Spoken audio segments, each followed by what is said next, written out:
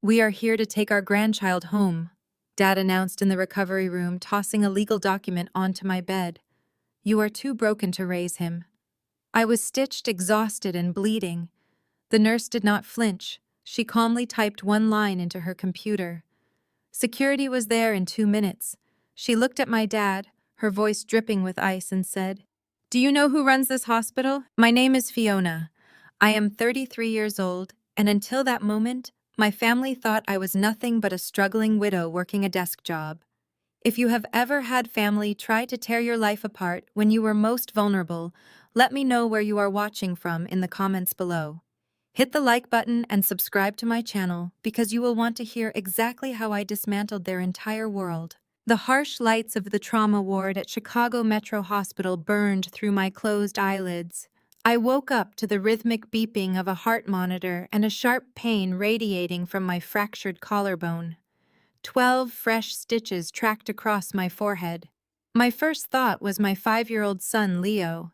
A kind nurse had assured me right before the pain medication pulled me under that he was safe in the pediatric wing with only minor bruises. I just wanted to hold him tightly, to know for myself that my little boy was alive and unharmed. Before the fog of the anesthesia could fully wear off, the door to my recovery room swung open. It was not a doctor checking my vitals. It was my parents, Harrison and Catherine. They did not rush to my bedside with worried faces. They did not ask how I was feeling. They did not even ask about the well-being of their young grandson. My father marched straight to the side of my hospital bed, his face set in a familiar mask of absolute authority, and tossed a thick stack of stapled papers right onto my lap. It was a formal temporary guardianship petition. "Sign it right now, Fiona," my father ordered, his tone leaving absolutely no room for discussion. "We are taking Leo home with us today." I stared at the legal document, the bold black ink blurring as my exhausted mind struggled to catch up. "What are you talking about?" I managed to say, my throat dry and scratchy from the oxygen tube they had just removed. Catherine crossed her arms, looking down at me with an expression of pure disdain. "You are clearly in no condition to care for a child," she stated coldly. "Since your husband passed away 2 years ago, you have been financially and emotionally unstable. We have all seen it. You are barely scraping by. And today just proves you are completely unfit to be a mother. You are a danger to that boy." Unfit. The word echoed in my ringing ears. I forced myself to sit up, ignoring the blinding pain shooting through my shoulder. "The accident was not my fault, Mom," I said, my voice shaking with rising anger. "Your golden child ran a red light while she was texting on her phone. Vanessa T-boned my car at 50 miles an hour and sped off. She left her own sister and her 5-year-old nephew bleeding in the middle of an intersection." Catherine did not flinch. Instead, she let out a long, exasperated sigh. It was the exact same dramatic sigh she used whenever I complained about anything growing up, a sound designed to make me feel small and unreasonable. "Vanessa is deeply traumatized by the incident, Fiona," my mother scolded. "You know she gets anxious at busy intersections. If you had not been driving so slowly, she would not have hit you. It is typical of you to play the victim instead of taking responsibility. Stop being selfish and sign the papers so we can give Leo a proper, stable home." Right on cue, my younger sister Vanessa strolled into the room. She was 30 years old, but still played the role of the spoiled princess perfectly. She was wearing a pristine designer pantsuit funded by our father's real estate business. There was not a single scratch on her. She looked like she was heading to a charity brunch, not visiting the sister she had just put in the trauma ward. She smirked at me. "Do not make this harder than it needs to be, Fiona," Vanessa said casually, inspecting her nails. "Carter and I are taking Leo. He needs a complete, wealthy family, not a depressed widow working some healthcare admin job who cannot afford a safe vehicle." Her fiancé, Dr. Carter Evans, was a prominent surgeon at this hospital. Vanessa loved bragging about him. To my family, marrying a wealthy surgeon was the ultimate achievement. Meanwhile, my quiet life managing healthcare logistics was viewed as a failure. They always treated me as the family disappointment, the invisible middle child refusing to rely on my father's money. But trying to steal my son while I was bleeding in a hospital bed was a line I never thought they would cross. I looked at the three of them standing over my bed like vultures. They expected me to break down. They expected me to cry to submit to their demands just like I did when I was a teenager. They thought my silence was submission. I did not cry. I did not scream. I slowly reached over with my good arm and firmly pressed the red emergency call button pinned to my bedsheet. Within seconds, Nurse Maria stepped into the room. She had been kind to me since I arrived. She took one look at the hostile dynamic in the room, and her posture immediately stiffened. "Is everything all right in here?" she asked, her eyes moving protectively toward my bed. My father puffed up his chest, attempting to intimidate her. "We are family!" he barked loudly. "Get some boxes and pack my grandson's belongings. We are taking him out of this facility immediately. His mother is signing over guardianship." Nurse Maria did not blink. She calmly checked my vitals on the monitor, picking up her tablet. "Sir, you have no authority to remove a pediatric patient from this ward without the mother's consent," she said smoothly. "I am going to have to ask you all to leave." "Do you know who I am?" Harrison shouted, his face turning an angry shade of red. "I am CEO of the largest real estate firm in this city. I will have you fired and blacklisted from every clinic in the state before your shift ends. Now get out of my way and fetch the boy's things." Nurse Maria simply looked at him, utterly unfazed by his tantrum. She tapped a red icon on her tablet. Within 2 minutes, the heavy doors swung open. 2 armed security guards stepped into the room, hands resting on their belts. My family froze in place, suddenly realizing their usual bullying tactics were not working. Harrison glared at the guards, then back at the nurse, his face twisting with arrogant disbelief. "You called security on me," he scoffed. "I'm going to destroy your career." Nurse Maria looked him dead in the eye, her voice dropping to a register dripping with absolute ice. "Fire me, sir. Do you have any idea who runs this hospital network?" The red call button glowed brightly against the stark white hospital sheets. My father let out a harsh laugh of disbelief. He stepped forward, blocking the open doorway with his incredibly broad shoulders. Nurse Maria stepped into the room holding a digital tablet. She took one look at my father towering over my bed and my mother clutching the guardianship papers. Her posture shifted instantly from friendly caretaker to a rigid line of defense. My father reached into his tailored suit jacket and pulled out his leather wallet, displaying his platinum corporate identification card. "We are family," he barked at Maria. "Get some boxes and pack the belongings of my grandson. We are taking him out of this facility immediately. She is signing over guardianship today." Maria did not flinch. She did not even look down at his shiny identification card. She kept her eyes locked on his face, while her fingers moved rapidly across her tablet screen. "Sir, you have no authority to remove a pediatric patient from this ward without the consent of the mother," she stated. Her voice was perfectly level and professional. "I am going to have to ask you all to leave this room right now." My mother scoffed loudly, crossing her arms tightly over her designer blouse. "You are just a nurse," my mother sneered. "You clearly do not understand the situation. My daughter is mentally unstable and cannot make sound decisions. Do your job and fetch the boy." Maria simply pressed one final button on her screen. A small green confirmation light blinked on her device. "I have asked you to leave," Maria repeated. My father began shouting again, demanding to speak to hospital administration. He took 2 aggressive steps toward Maria. Heavy boots echoed down the corridor. 2 massive hospital security guards appeared in the doorway wearing dark uniforms with tactical belts. They stepped smoothly into the room, forming a solid human barricade between my family and my hospital bed. "Mom, is there a problem here?" the taller guard asked Maria. "Yes," she replied calmly. "These visitors are harassing a patient and attempting to facilitate an unauthorized pediatric discharge. Please escort them off the premises." My father stared at the guards in absolute shock. He turned his furious gaze back to Maria. "You called security on me," he yelled. "I am the chief executive officer of the largest real estate development firm in Chicago. I will have you fired and blacklisted from every medical clinic in the state of Illinois before your shift ends. Now get out of my way and fetch my grandson." Maria stood completely still. She did not raise her voice or show an ounce of fear. She looked him dead in the eye and delivered a line that froze the entire room. "Fire me. Sir, do you have any idea who runs this hospital network? The question hung in the cold hospital air. The jaw of my father slackened. He blinked rapidly, trying to process the sheer audacity of a nurse challenging his supremacy. My mother exchanged a panicked look with Vanessa. They expected the hospital staff to bow down to their wealth and status. Instead, they were facing a brick wall of institutional authority. I remained perfectly silent on my bed. I was entirely focused on the beautiful unraveling of their control. Before my father could formulate another threat, a voice echoed from the hallway. "Let me through. Step aside." The security guards shifted slightly as Dr. Carter Evans pushed his way past them. Carter wore a pristine white lab coat over a custom-tailored suit.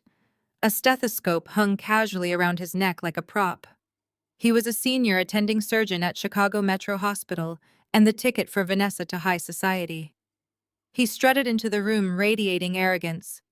His eyes scanned the security guards and then locked onto Maria. "Stand down, officers," Carter commanded with a dismissive wave of his hand. "I will handle this. These are my family members." The guards looked at Maria for confirmation, but did not immediately leave. Carter walked over to Vanessa and kissed her cheek. He placed a reassuring hand on the shoulder of my father. Harrison Catherine. I apologize for this misunderstanding. Our nursing staff sometimes gets a bit overzealous with protocol. My mother let out a dramatic sigh of relief. "Thank goodness you are here, Carter," she said, playing the victim perfectly. "This nurse was actually threatening to throw us out while Fiona is clearly having some sort of mental breakdown." Carter turned his attention to me. He did not look at the fresh stitches on my forehead. He did not ask about my vital signs or my pain levels. He looked at me with the exact same condescension my family had subjected me to for decades. "Fiona, you need to calm down," Carter said, using his best soothing doctor voice.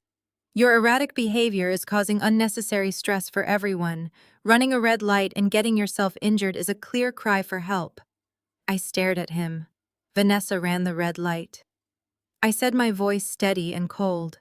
She hit my car and drove away. Vanessa let out a fake sob and hid her face against the shoulder of Carter. "She is delusional," Vanessa whimpered. "She is projecting her own failures onto me. She has been totally unhinged since her husband died. We are just trying to protect little Leo from her downward spiral." Carter stroked the hair of Vanessa protectively. "Do not worry, sweetheart," he murmured.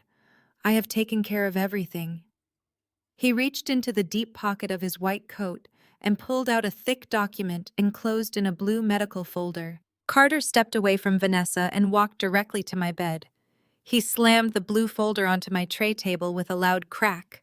The sound made the heart monitor beep slightly faster, but I forced my breathing to remain even. "That is an official psychiatric evaluation," Carter announced loudly, making sure the security guards heard him. "As a senior attending physician at this facility, I have officially evaluated your mental state. I have determined that you pose a severe danger to yourself and your minor child. Therefore, I have signed the order to place you on a mandatory 72-hour psychiatric hold." The hospital room went silent again. My mother smiled a terrible smile. My father crossed his arms, looking pleased with his future son-in-law. A psychiatric hold meant I was trapped inside this trauma ward. I could not sign myself out against medical advice. I could not call a taxi. I could not walk down to the pediatric wing to see my son. By declaring me emotionally compromised, Carter had effectively stripped me of parental rights for 3 days. "By the time this hold expires, Leo will be safely settled in our home," Vanessa sneered, stepping out from behind Carter. "You will be locked in a psych ward while we file the permanent custody paperwork. No judge will give a child back to an unemployed, unstable widow who had to be committed." Carter crossed his arms, matching the arrogant stance of my father. "The guards are here to make sure you do not try to flee Fiona. You are legally incapable of leaving this bed. It is over. Let them take the boy without causing any further embarrassment." Carter kept his hand planted firmly on the blue medical folder he had just slammed onto my tray table. The sharp crack echoed in the tense room, causing my heart monitor to beep slightly faster. He stood tall, adjusting the stethoscope around his neck with a sickening sense of pride. He looked at the two armed security guards who were now exchanging uncertain glances. A pristine white coat and a senior title carried immense weight in a hospital setting, and Carter knew exactly how to wield his authority to intimidate the lower-level staff. The laws in the state of Illinois are very clear. Carter explained, his voice projecting across the small room as if he were delivering a lecture to submissive medical students. As a senior attending physician at this facility, my signature on this involuntary psychiatric hold is ironclad. It immediately revokes her right to discharge herself or her minor dependent. She is experiencing severe post-traumatic stress, compounded by her ongoing grief and obvious financial desperation. The state mandates immediate observation. If you security guards interfere with a direct medical order, you will be facing immediate termination and potential legal action. He turned back to me, the fake medical sympathy dropping from his eyes to reveal pure, unfiltered malice. You should be thanking me, Fiona. You are drowning in your own life. You live in a cramped apartment, struggling to buy basic groceries, working some dead-end administrative job. You cannot even afford to fix the brakes on that miserable car of yours, which is exactly why Vanessa could not avoid hitting you today. You are a danger to Leo. We are saving him from a life of poverty and neglect. My mother stepped forward, practically glowing with pride as she linked her arm through the white sleeve of Carter. You see, Fiona? Catherine gloated, her voice dripping with venom. Even highly respected medical professionals know you are a complete failure. Your husband left you with absolutely nothing but debts, and you have been dragging our family name through the mud ever since. You never listen to us. You always have to do things the hard way just to be difficult. She reached over and patted the immaculate shoulder of Vanessa. Giving Leo to Vanessa is the perfect wedding gift for them. Catherine smiled warmly at her golden child. They have a massive, beautiful house in the suburbs. Carter has a lucrative, respectable career. They can give Leo private schools, country club memberships, and a real future. Those are things you could never provide on your meager salary. You should sign the permanent custody transfer right now and spare yourself the total humiliation of a lengthy court battle. My father puffed out his chest, checking his heavy gold watch with an air of absolute finality. Your mother is absolutely right, my father boomed. We already have the best family lawyers in the city on standby. We will tell the state social workers that you recognized your own incompetence and surrendered the boy willingly. It is the only graceful exit you have left. Do not make us destroy whatever tiny shred of dignity you still possess. The sheer audacity of their plan was breathtaking. They had orchestrated a brutal hit-and-run accident, blamed me for the collision, forged official medical documents, and planned to legally kidnap my only son to serve as a living, breathing wedding present for my spoiled sister. They were relying entirely on my lifelong habit of backing down. For 30 years, they expected me to cry in the corner and let them steamroll over my life just to keep the peace. But the frightened, compliant woman they broke years ago died the day my husband passed away. The woman sitting in this hospital bed had spent the last 5 years quietly building a corporate empire from the ground up, fueled by the exact anger that was currently keeping my heart rate perfectly steady on the monitor. I did not argue.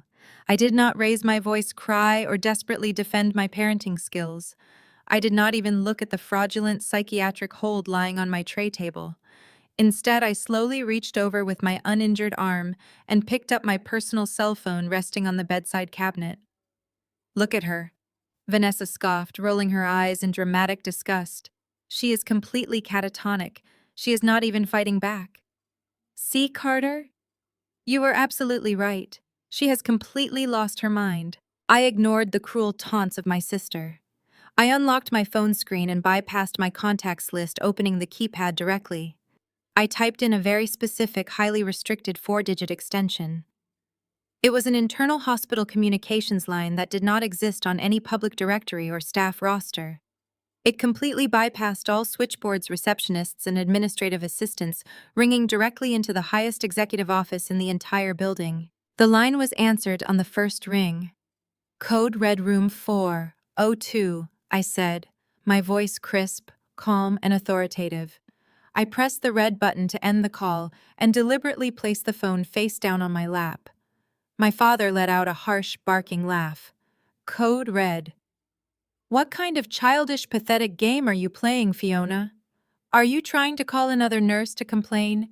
We just established that Carter outranks absolutely everyone on this floor. No one is coming to save you from this. You really are delusional, Carter sneered, shaking his head with a mixture of pity and disgust. He turned aggressively to the security guards blocking the doorway. Officers contact pediatric transport immediately and have the boy brought down to the main lobby. My fiancée and her parents will take custody of him from there. I will remain here to ensure the patient is safely transferred to the secure psychiatric wing on the 9th floor. The guards hesitated, their hands resting cautiously on their equipment belts. Nurse Maria had not moved a single inch. She stood silently near the door, her hands folded neatly in front of her scrubs, watching the scene unfold with an expression of quiet, knowing anticipation. She knew exactly what highly classified extension one had just dialed. I said, "Move!" Carter barked at the guards, his face flushing dark red at their blatant insubordination. "Or I will have your badges confiscated, and you will be escorted out of this building by the police." Less than 60 seconds after I made the phone call, the heavy double doors of the recovery room were violently pushed open. The sound was so loud and sudden that my mother actually jumped backward, clutching her chest in shock. Two older men marched into the hospital room with terrifying, undeniable purpose. The first was Dr. Richard Sterling, the chief of medicine for the entire Chicago Metro Hospital network. He was a brilliant, unyielding man whose reputation commanded absolute terror and respect from every single physician in the state. Right behind him was Marcus Vance, the terrifyingly sharp head of hospital legal. Carter froze instantly. The arrogant color completely drained from his face as he recognized the two most powerful men in the medical institution. His authoritative posture collapsed inward, replaced by a sudden, fearful confusion. Dr. Sterling Carter stammered frantically, trying to smooth the lapels of his white lab coat. "Sir, what are you doing down here in the trauma ward? This is just a routine psychiatric hold on a highly combative family member. I am handling the situation according to protocol." Dr. Sterling did not even acknowledge the existence of Carter. He strode directly past my parents, completely ignoring their outraged protests about being pushed aside. He marched straight to my tray table and snatched the forged psychiatric evaluation right out from under the nose of my future brother-in-law. Sterling scanned the fraudulent document for exactly 2 seconds. His face hardened into a mask of pure, restrained fury. He turned away from Carter, faced my hospital bed, and did something that made the oxygen in the room completely evaporate. The chief of medicine, a man who answered to absolutely no one in the medical field, bowed his head respectfully to me. "Ms. CEO Dr. Sterling," said his voice ringing with absolute unwavering deference, "I deeply apologize for this grotesque breach of protocol and security.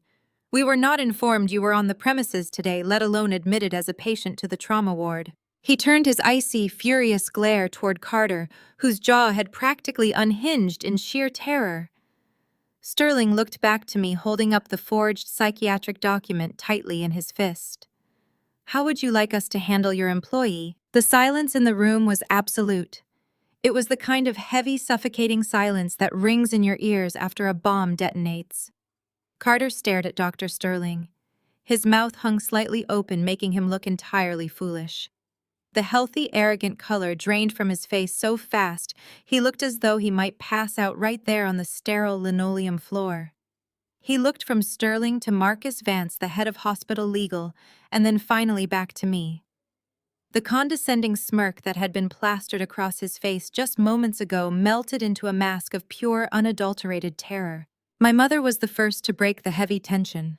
She let out a nervous, high-pitched laugh, stepping forward and waving her manicured hand dismissively. "Dr. Sterling, I think you have made a terrible mistake," Catherine said, her voice dripping with its usual fake sweetness. "This is my daughter Fiona. She is certainly not a CEO. She is just a low-level healthcare administrator. She works at a tiny desk in a windowless office. You must have her confused with someone important. Please excuse her behavior." Marcus Vance stepped forward. He did not smile. He adjusted his glasses and looked at my mother as if she were a particularly annoying insect buzzing around his head. "Mom, there is absolutely no mistake," Vance stated, his voice booming with undeniable legal authority. "You are standing in the direct presence of Fiona Caldwell, the founder and chief executive officer of Apex Health." Exactly 3 days ago, Apex Health completed a multi-billion-dollar private equity acquisition of the entire Chicago Metro Hospital network. She does not just work in healthcare administration. She owns this building. She owns every clinic, every surgical center, and every single employment contract within this entire network. She is the highest authority in this room. The words hit the room like physical blows. My father took a stumbling step backward, his massive chest deflating instantly. Harrison blinked rapidly, looking around the room as if the walls were suddenly closing in on him. Vanessa gripped the edge of my hospital bed, her knuckles turning bone white. She stared at me, her eyes wide with total shock, desperately trying to process the fact that the sister she had relentlessly mocked for being poor was actually a billionaire executive holding all the cards. Carter began to shake. The stethoscope around his neck trembled visibly against his chest. He took a staggering step toward my bed, raising his hands in a pathetic, pleading gesture of surrender. "Fiona," he stammered, his voice cracking horribly. "Fiona, please!" This was just a massive misunderstanding. I was just trying to help the family out. I was genuinely worried about your health. I did not mean any actual harm. We are going to be family. We should talk about this privately. I sat up straight against my pillows. The pain in my fractured collarbone was a dull, distant throb completely overshadowed by the icy adrenaline pumping through my veins. I looked at the man who had just tried to strip away my freedom and steal my only child. "You did not examine me, Carter," I said, my voice dangerously soft, but carrying clearly across the quiet room. "You did not ask me a single medical question. You did not check my vitals or consult my chart. You walked into this room, colluded with my abusers, and signed your name to a fraudulent psychiatric hold.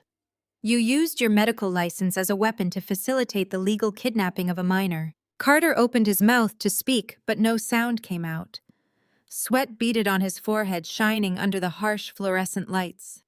He looked desperately at Dr. Sterling, silently begging for a lifeline from his superior.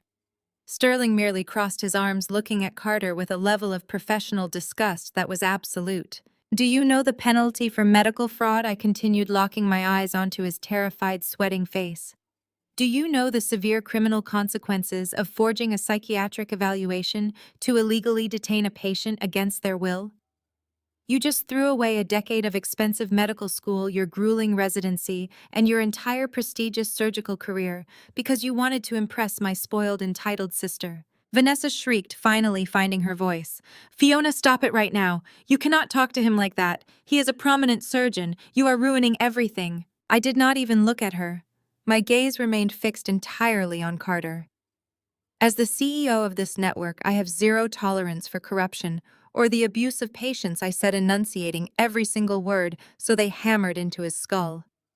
"You have exactly 5 minutes to walk down to the staff locker room and collect your personal belongings. After those 5 minutes are up, Marcus will be contacting the state medical board to have your license permanently revoked, and we will be turning this forged document over to the Chicago Police Department for immediate criminal prosecution. You are fired, Carter. Effective right this second." Carter dropped heavily to his knees. The proud, arrogant surgeon who had sauntered into my room acting like an untouchable god was now sobbing openly on the floor. He clasped his shaking hands together, looking up at me with wet, pathetic eyes. "Please, Ms. Caldwell," Carter begged, completely abandoning the familiarity of my first name. "Please do not do this to me. My student loans are massive. My career is literally all I have in this world. I will do anything you ask. I will retract the evaluation right now. I will publicly apologize to you and the board. Please do not ruin my entire life over a favor." I stared down at him with pure ice in my eyes. "You tried to take my son from me," I replied coldly. "Get him out of my sight." Dr. Sterling nodded sharply to the 2 massive security guards who were still standing by the door. The guards moved with swift, brutal efficiency. They stepped forward and hauled a crying Carter to his feet by his armpits. One guard reached out and forcefully unclipped the hospital identification badge from the breast pocket of Carter. The other guard grabbed the collar of his pristine white lab coat and stripped it right off his shoulders, letting it fall to the dirty floor. "No!" Carter screamed as the guards dragged him backward toward the hallway. "Vanessa, help me! Harrison, do something to stop this! You promised me this would work. You promised she was nobody." My father did not move a single muscle. Harrison just stared at the floor, completely paralyzed by the sudden violent shift in power. The heavy wooden doors swung shut behind the guards, cutting off the desperate, echoing sobs of the disgraced surgeon. He was gone. His career was over. His entire life was destroyed in less than 5 minutes. The silence returned to the recovery room, but this time it was thick and suffocating. Vanessa stared at the closed doors, her chest heaving rapidly as she hyperventilated. Then she turned to me, her face twisting into a mask of pure, ugly rage. She stomped her foot on the floor like a petulant toddler denied a toy. "Are you completely crazy?" Vanessa screamed at the top of her lungs, her voice shrill and grating. "Do you have any idea what you just did to me? My wedding is in exactly 3 weeks. We have 300 high society guests coming. We put down a $300,000 deposit on the country club venue, the custom catering, and the imported floral arrangements. Carter was supposed to pay for the rest of it. How is he supposed to pay for my dream wedding if you just got him fired and arrested? You ruined my life. You ruined my perfect day because you are a jealous, bitter, evil woman." My mother rushed to the side of Vanessa, wrapping her arms tightly around her crying golden child. "Fiona, reverse this immediately," Catherine demanded, glaring at me with familiar hatred. "This has gone far enough. You have made your point. You have your little corporate title, and you scared poor Carter. Now pick up the phone, tell Dr. Sterling it was a bad joke, and give Carter his job back. We are family. You do not destroy family over a tiny misunderstanding." A tiny misunderstanding. They had gleefully tried to lock me in a psychiatric ward and steal my child to use as a prop in their perfect suburban life, and my mother was calling it a tiny misunderstanding. The sheer delusion was almost breathtaking. My father finally found his voice. Harrison stepped forward, puffing his chest back out, desperately trying to reclaim his lost authority in a room where he suddenly held none. He pointed a thick, meaty finger directly at my face, his features contorting with rage. "You listen to me, you ungrateful brat!"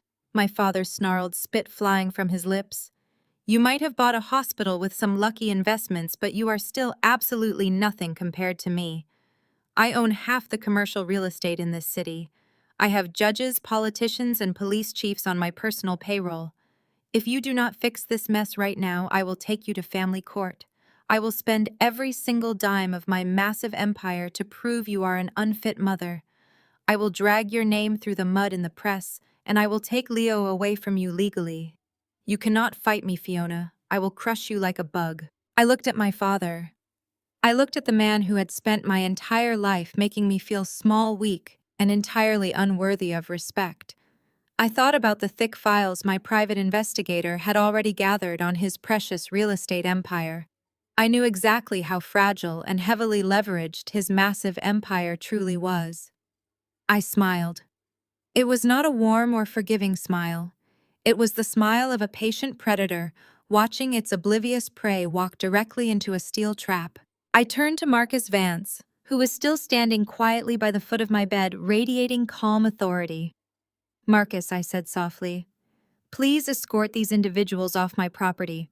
If they resist or raise their voices again, have them arrested for criminal trespassing."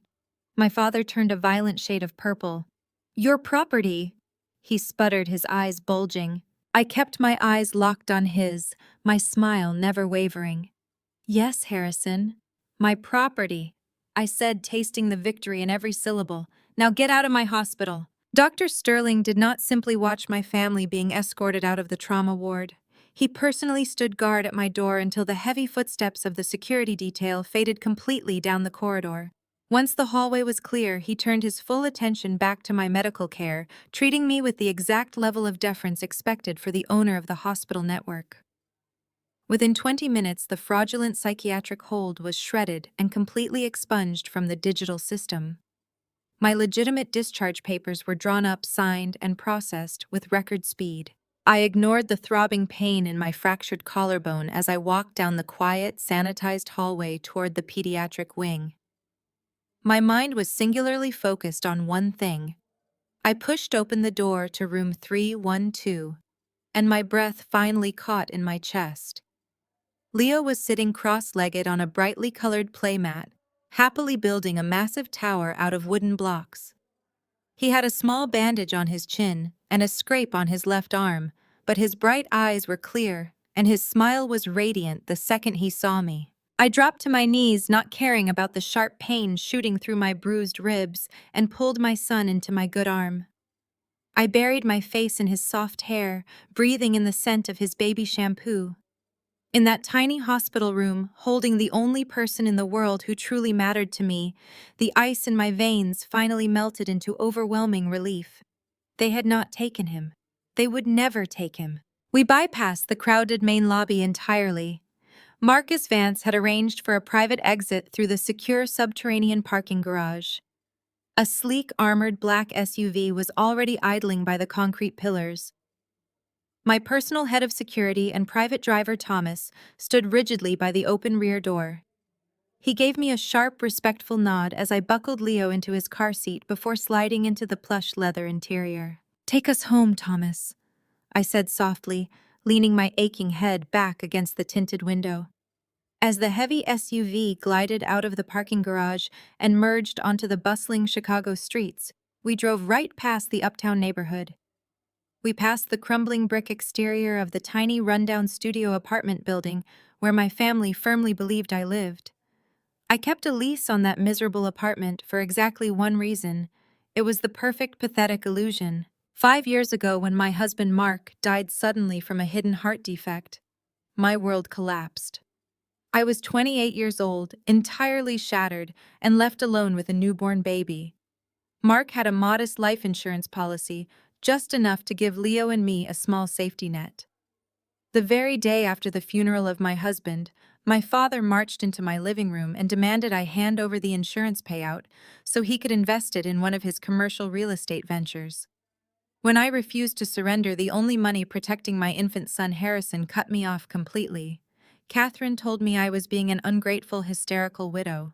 Vanessa laughed and said I would be bankrupt within 6 months. They abandoned me to the wolves, expecting me to eventually crawl back to them, begging for financial salvation. I did not crawl. I took that insurance money and started a highly specialized boutique medical logistics company from my kitchen table. I worked 80-hour weeks while Leo slept strapped to my chest in a baby carrier. I leveraged every contact Mark had left behind. My small logistics firm exploded, eventually evolving into Apex Health, a private equity firm that aggressively acquired failing medical clinics, streamlined their operations, and flipped them for massive profits. I built an absolute empire in total secrecy, shielding my growing wealth from the parasitic greed of my family. I let them believe I was a struggling administrative assistant, living in a dangerous neighborhood, because their pity was the perfect camouflage. The black SUV left the city limits and cruised into the hyper-wealthy, heavily forested suburbs of Lake Forest. Thomas turned onto a private, winding road lined with ancient oak trees. We approached a massive set of wrought iron security gates. They opened silently at our approach, revealing a sprawling, multi-million-dollar stone estate situated on 4 acres of manicured private land. This was my actual reality. There were no struggling widows here. There was only the fortress I had built to protect my son. I handed Leo over to his private nanny, Maria, who immediately whisked him away to the kitchen for his favorite macaroni and cheese. I did not bother changing out of my wrinkled clothes. I walked straight down the long, sunlit hallway to my home office. My private investigator, Silas, was already sitting in one of the heavy leather chairs opposite my massive mahogany desk. Silas was a former forensic accountant for the FBI, a man who could find a hidden penny in a hurricane. He did not waste time with pleasantries as I took my seat. He simply reached into his worn leather briefcase and dropped a staggering 5-inch thick dossier onto the center of my desk. I pulled the financial records for Caldwell Real Estate just like you asked. Silas said, his voice a low, gravelly rumble. Your father is completely broke, Fiona. I stared at the thick stack of papers. Broke? I asked, keeping my voice perfectly level. He just bought Vanessa a $90,000 sports car last month. They are currently planning a wedding that costs more than most people make in a decade. Silas let out a dark, cynical laugh. It is all smoke and mirrors built on a foundation of massive illegal leverage. Harrison has not closed a profitable real estate development deal in over 3 years. He has been taking out massive high-interest loans against commercial properties he does not even fully own. He is shuffling money from one shell company to another just to pay the interest on his existing debts. He is robbing Peter to pay Paul, and Peter is about to call the federal authorities. I opened the dossier, flipping through the pages of highlighted bank statements and heavily redacted loan applications. The sheer scale of the financial rot was staggering. My father had literally mortgaged his entire company just to keep up appearances. Catherine and Vanessa are bleeding him dry. Silas continued, leaning forward and tapping a specific spreadsheet. Your mother spends $20,000 a month on country club fees, designer wardrobes, and spa retreats. Your sister is even worse. Harrison is using funds legally earmarked for commercial construction payroll to cover the massive deposits for the wedding of Vanessa. He is committing blatant corporate embezzlement to fund a lavish lifestyle they can no longer afford. If the banks look closely at his ledgers, your father is going to federal prison. I closed the folder, a cold, dangerous sense of clarity washing over me. They stood in my hospital room today and called me a financial failure. They tried to steal my son because they claimed I could not provide for him. Meanwhile, they were drowning in a sea of criminal debt, desperately trying to maintain a pathetic illusion of superiority. If he is this heavily leveraged, how is he keeping the creditors from seizing his primary assets? I asked, locking eyes with Silas. Harrison is arrogant, but he is not stupid. He must have an exit strategy. Silas grinned, sliding one final separately bound document across the polished mahogany desk. He has a Hail Mary pass, a massive, incredibly lucrative construction bid. He poured the absolute last of his liquid capital into securing the permits and drafting the architectural proposals for a massive new medical facility. He is banking his entire survival, his freedom, and his company on winning this specific municipal contract. If he wins it, the massive advance payment will cover all his illegal debts and save his empire. I looked down at the cover page of the proposal. The bold black letters seemed to jump off the page. It was a comprehensive construction bid to build a state-of-the-art, multi-million-dollar pediatric wing for Chicago Metro Hospital. He has been schmoozing the hospital board of directors for 6 months, Silas explained, completely unaware of the beautiful irony unfolding in front of him. He is absolutely certain his local connections will guarantee him the winning bid. He needs this contract to survive Fiona. It is his only lifeline. I stared at the construction bid, tracing the embossed logo of my father with my index finger. Harrison Caldwell had spent his last dime trying to secure a life-saving contract from the Chicago Metro Hospital Board of Directors. He had absolutely no idea that the hospital board no longer held the power to grant those contracts. He had no idea that the entire hospital network had been quietly purchased by a private equity firm 3 days ago. He was banking his entire survival on winning a contract from Apex Health. He was banking his survival on me.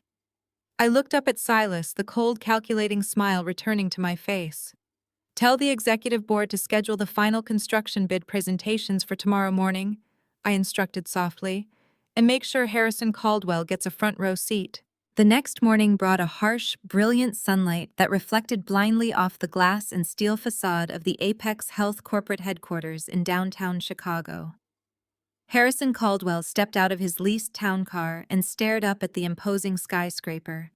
He adjusted the lapels of his custom suit, puffing out his chest, to project an aura of total financial dominance.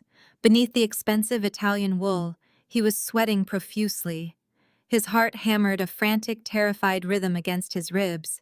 His real estate empire was entirely bankrupt. He was shuffling non-existent money between empty accounts, dodging phone calls from furious federal creditors, and hanging by a fraying thread. Everything he had built over the last 40 years rested entirely on the presentation he was about to deliver. Winning the municipal contract to build the new pediatric wing for the Chicago Metro Hospital Network was his only viable exit strategy. The advance payment alone would instantly clear his illegal debts and save him from federal prison. Walking exactly one step behind him was Vanessa. She wore a sleek, incredibly expensive designer pantsuit paid for with embezzled construction funds. Her face was contoured into a mask of bitter, aggressive entitlement. The spectacular downfall of Carter yesterday had left her in a state of absolute hysteria. Her perfect, highly lucrative future as the wife of a senior surgeon had evaporated in front of her eyes. Carter had been stripped of his medical license and escorted out of the hospital by armed security, leaving her $300,000 wedding in complete financial ruin. To stop her endless screaming and secure her loyalty, Harrison had made her a desperate promise. He told her that the moment he secured this massive hospital contract, he would immediately name her Vice President of Operations for Caldwell Real Estate. It was a completely hollow title, an empty gesture meant to soothe her massive ego and maintain her high society status. Vanessa had eagerly swallowed the lie, entirely convinced that she was about to become a powerful corporate executive. They strutted through the massive revolving doors of the Apex Health lobby, projecting the arrogant delusion of a royal family claiming their throne.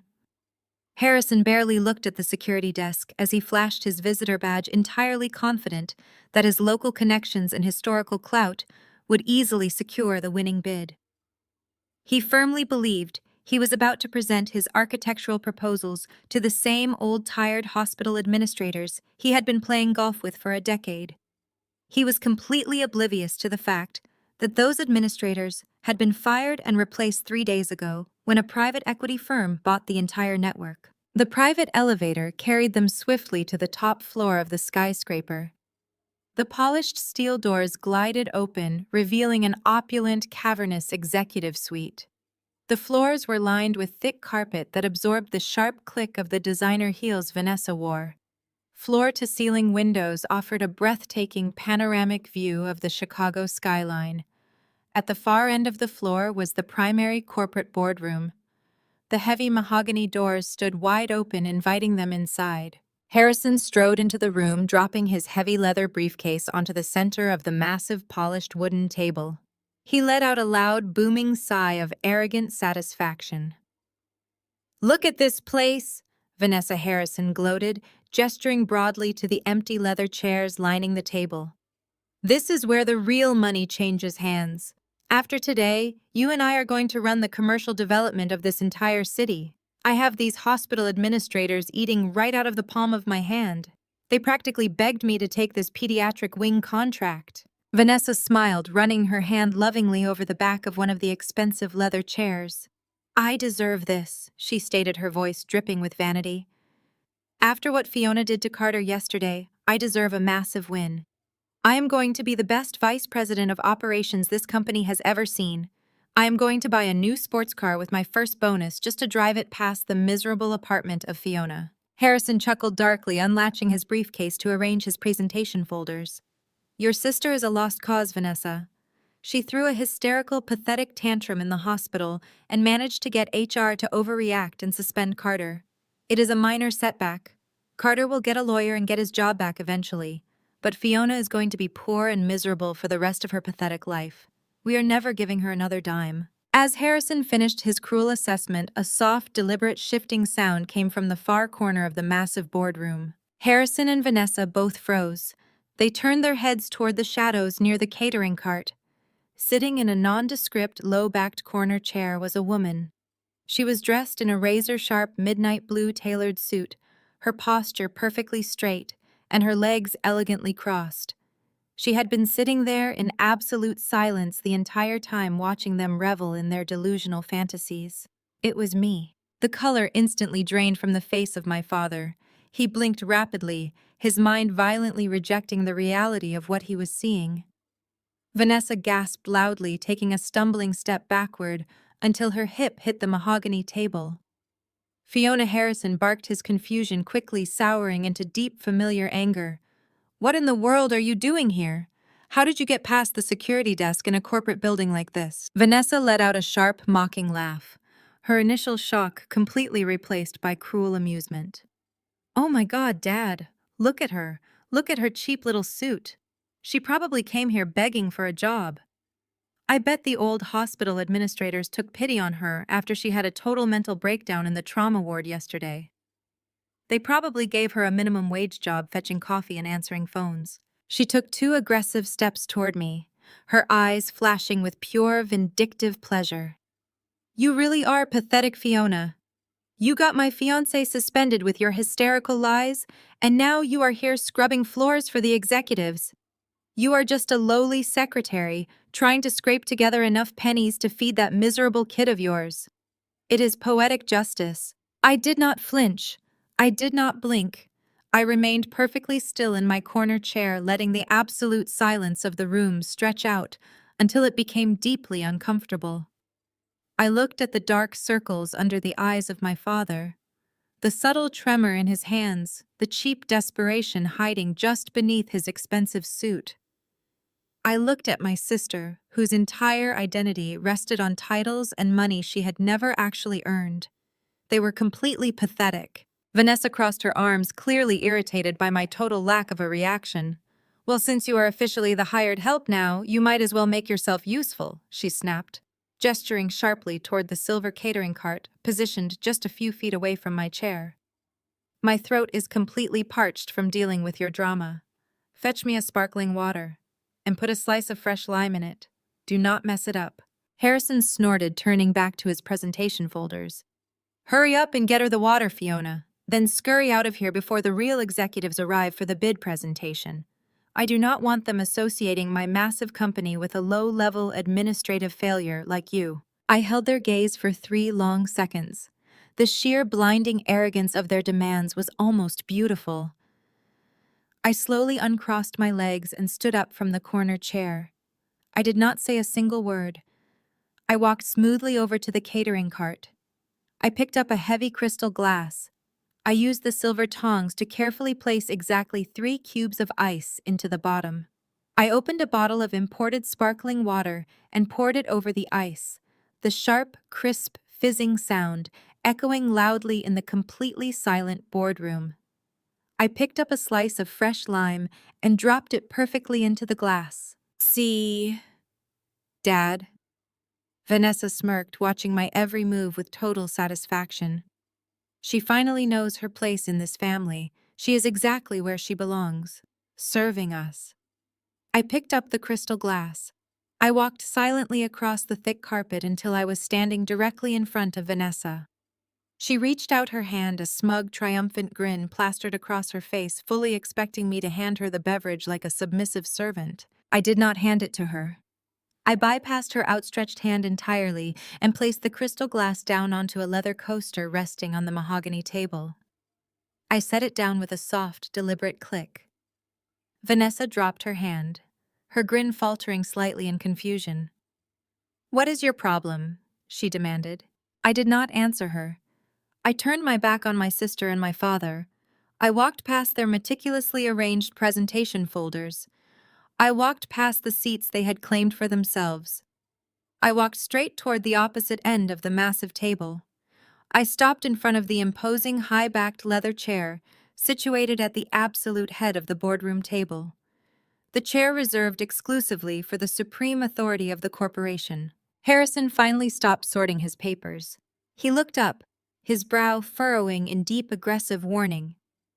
"Fiona, what do you think you are doing? Get away from that chair right now. If the board members walk in here and see a secretary standing at the head of the table, they will throw us all out."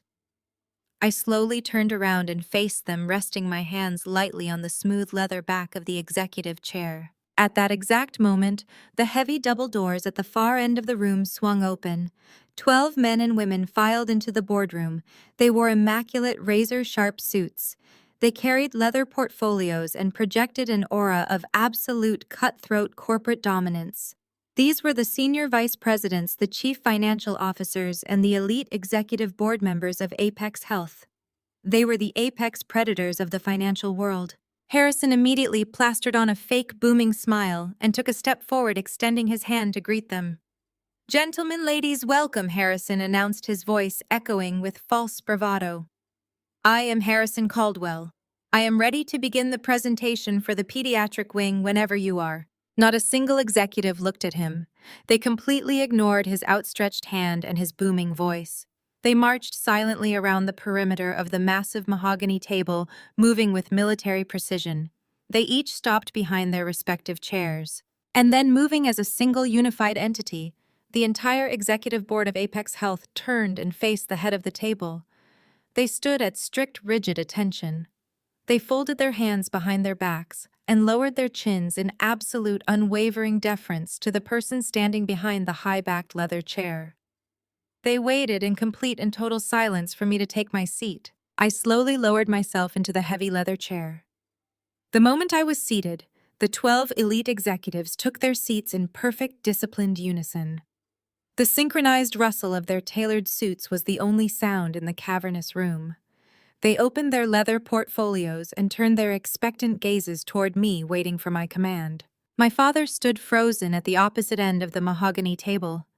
His hand was still hovering awkwardly in the air from his completely ignored greeting. His mouth opened and closed repeatedly, searching for words that completely evaded him. Vanessa looked like she had just been struck by physical lightning. She stared at the crystal glass of sparkling water resting on the leather coaster, then up at me, sitting at the head of a multi-billion-dollar corporate board. Her brain simply could not reconcile the reality of the situation with the pathetic narrative she had believed for her entire life. "Harrison," I said, my voice echoing with icy authority, "you requested a final bid presentation for the new pediatric wing of the Chicago Metro Hospital Network. We are listening." He swallowed hard. A thick bead of sweat rolled down his temple and dropped onto his expensive silk tie. "Fiona, what is this?" he stammered, his voice stripped of all its previous booming arrogance. "What kind of elaborate trick are you playing? How did you get these people to participate in this charade?" Marcus Vance stepped through the heavy wooden doors and took his place, standing directly behind my right shoulder. He placed a thick black binder onto the table in front of me. "This is not a charade," Harrison Vance stated coldly. "You are standing in the corporate headquarters of Apex Health. Ms. Caldwell is the sole founder and chief executive officer. She personally engineered the buyout of the entire hospital network you are attempting to solicit. Proceed with your presentation, or the board will formally withdraw your invitation to bid." The reality finally crashed down on my father. His legs seemed to give out slightly, and he braced both of his trembling hands against the edge of the table to keep himself upright. He looked at the perfectly arranged presentation folders he had brought. They contained his only hope for survival. He took a shaky breath, desperately trying to summon the ruthless businessman persona that had intimidated people for 4 decades. He opened his folder. "Gentlemen, ladies," Harrison began, his voice wavering pathetically. "And Fiona. Caldwell Real Estate brings 40 years of unparalleled commercial development experience to the city of Chicago. We have the infrastructure, the manpower, and the local political connections to deliver this pediatric wing under budget and ahead of schedule. We are requesting an advance payment of $25 million to break ground immediately." I did not let him continue. I reached out and pulled his glossy presentation folder toward me. I flipped it open, barely glancing at the colorful architectural renderings. "Your proposal claims you have the capital to secure the necessary construction bonds," I said, tapping the glossy page. "But this entire financial statement is completely fabricated. You are standing in front of an executive board attempting to commit massive corporate fraud." "Fiona, that is a lie," Harrison barked, a flash of his old temper rising to the surface. "My company financials are completely solid. I have assets all over the city." I opened the black binder Marcus Vance had provided. I pulled out a stack of highly detailed financial records and slid them smoothly down the length of the long mahogany table. They came to a stop directly in front of my father. Those are the actual unredacted financial ledgers for Caldwell Real Estate, I announced, projecting my voice so every executive in the room could hear the absolute devastation of his empire. You have not turned a profit on a single commercial development in over 36 months. Your entire company is a hollow shell held together by aggressive, high-interest debt. You have actively mortgaged 7 different commercial properties that are currently sitting completely vacant and bleeding capital. You created 3 separate dummy corporations in Delaware specifically to hide 2 major bankruptcies from your federal creditors. The board members flipped open their own corresponding files, tracing the lines of financial ruin with clinical, predatory precision. Harrison stared at the papers in front of him. He looked like a man watching his own execution. The sweat was now pouring down his face, soaking the collar of his custom-tailored shirt. You do not have the infrastructure to build a pediatric wing, I continued relentlessly. You do not even have the payroll to keep your current construction crews employed through the end of the month. You came here today to beg for a $25 million advance payment because it is the exact amount you need to pay off your illegal leverage loans and avoid federal prison. Vanessa let out a sharp gasp. She turned to her father, her eyes wide with mounting panic.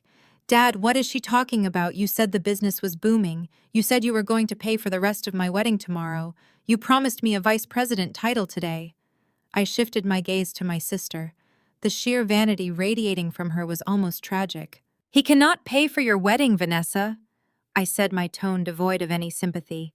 In fact, he is the reason you are about to lose absolutely everything.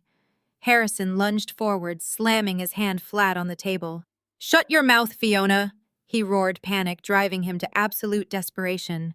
Do not say another word. This is family business. Keep this between us. There is no family business here, I replied coldly. There is only corporate transparency.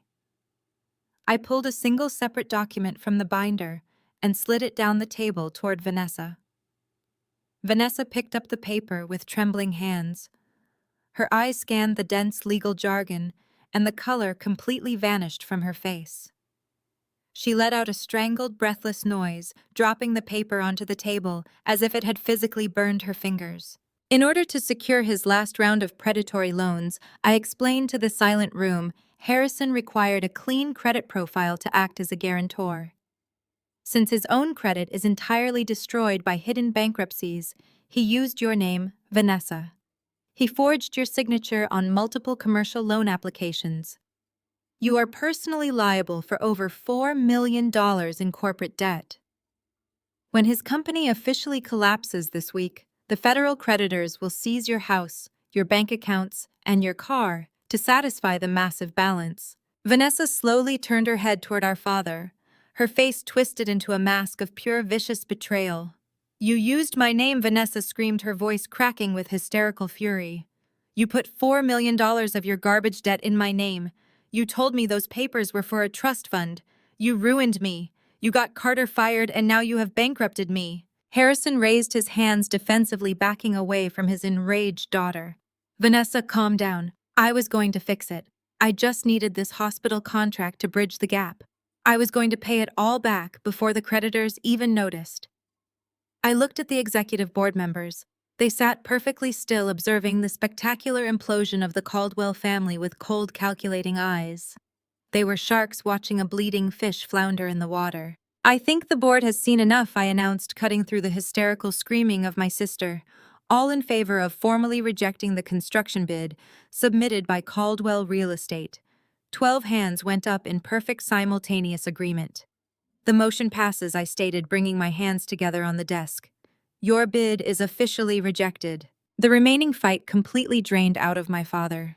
His knees buckled, and he sank heavily into one of the expensive leather chairs he had so arrogantly admired just 10 minutes ago. He buried his face in his trembling hands. When he looked back up at me, the arrogant, abusive tyrant who had tormented me for my entire life was completely gone. In his place sat a broken, desperate old man. Fiona, please. Harrison begged, tears welling in his bloodshot eyes. Please do not do this. You know what will happen to me if I do not get this contract. I will lose my company. I will go to federal jail. Please, you have all this money now. You own this entire network. You can easily advance me the $25 million. Just write it off as an operational expense. I am your father. We share the same blood.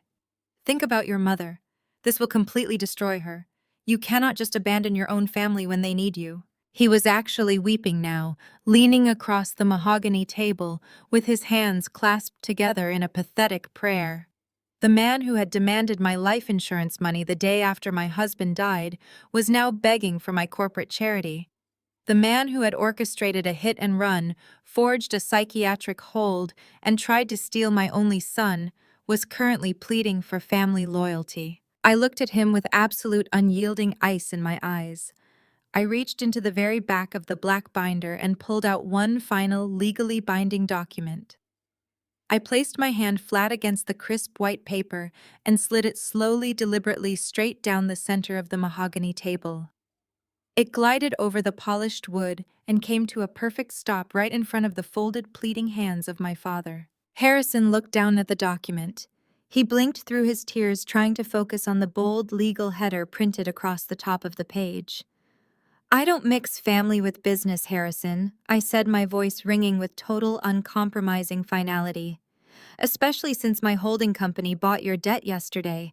You have 30 days to vacate my property." Vanessa stared at the foreclosure notice resting in front of our weeping father, the crisp white paper blurring as tears of absolute terror flooded her eyes.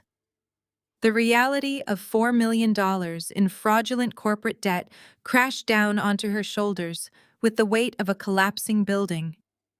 Her perfect, highly curated life was completely incinerated. Carter was unemployed and facing a medical board review. Her lavish wedding was permanently canceled. Her bank accounts were going to be seized by federal creditors. And the sister she had relentlessly tormented for decades was the billionaire architect of her total destruction. A feral, suffocating panic clawed at her throat. She looked at Harrison, who was still slumped in the executive chair, sobbing into his hands like a broken child. He was entirely useless. He could not save her. Vanessa spun around and bolted for the heavy mahogany doors, her designer heels sinking into the plush corporate carpet as she fled the executive suite. The private elevator ride down to the lobby felt like a descending coffin. Her mind spun wildly, desperately searching for a lifeline. She needed leverage. She needed something valuable enough to force my hand, something that would make me pay off her illegal loans and restore her high society status. Money meant absolutely nothing to me now. I had billions at my disposal, but there was one thing I valued above all else: the boy. During the chaotic confrontation at the hospital yesterday, Vanessa had snooped through the admission paperwork left on the nurse's station clipboard. She had seen the emergency contact information. She knew exactly which elite private preschool Leo attended in the affluent northern suburbs. Her twisted, narcissistic brain instantly rationalized the horrifying plan forming in her mind. She would not call it kidnapping. She was simply picking up her nephew for an impromptu family outing. Once she had him safely tucked away, she would dictate the terms of her surrender. I would gladly pay $4 million to get him back. I would beg her to accept the money. Vanessa practically threw her leased car into gear, speeding out of the downtown parking garage and merging aggressively onto the highway. She drove recklessly, cutting across lanes, her hands gripping the steering wheel so tightly her knuckles turned a stark white. She envisioned the triumphant moment she would call me, the absolute leverage she would hold, the sweet satisfaction of watching me submit to her demands. She convinced herself this was the only logical step. She was a victim of circumstances, and taking the boy was just an aggressive negotiation tactic to reclaim what she rightfully deserved. The manicured, sprawling campus of the Oak Ridge Preparatory Academy came into view. It looked more like a miniature Ivy League college than a preschool, featuring grand brick buildings, perfectly trimmed hedges, and high wrought iron security gates. Vanessa timed her approach perfectly, slipping her car through the main entrance by aggressively tailgating a massive luxury SUV ahead of her. She parked haphazardly in the visitor lot, entirely ignoring the painted lines. She grabbed her designer purse and marched across the pristine stone courtyard toward the early childhood center. She smoothed her hair, plastered on her most convincing syrupy smile, and prepared her lie.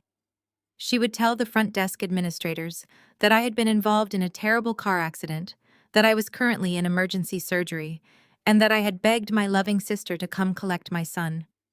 It was a flawless, tragic story that no polite school receptionist would dare question. She reached out her hand inches from the polished brass handle of the heavy wooden door. A massive hand clamped down on her wrist.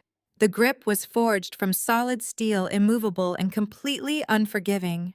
Vanessa shrieked, dropping her purse as she was forcefully spun around. Standing between her and the entrance to the preschool was Thomas. My personal head of security stared down at her with a look of absolute chilling indifference. He did not blink, he did not speak. He simply applied a fraction more pressure to her wrist, sending a sharp spike of warning pain up her arm. "Let go of me!" Vanessa shrieked, struggling frantically against his iron grip. "Do you know who I am? I am her sister. I am the aunt of Leo. There is a massive family emergency. I am here to pick him up right now. Let me go, or I will have you arrested for assault." Two more men stepped silently out from behind the large stone pillars flanking the entrance.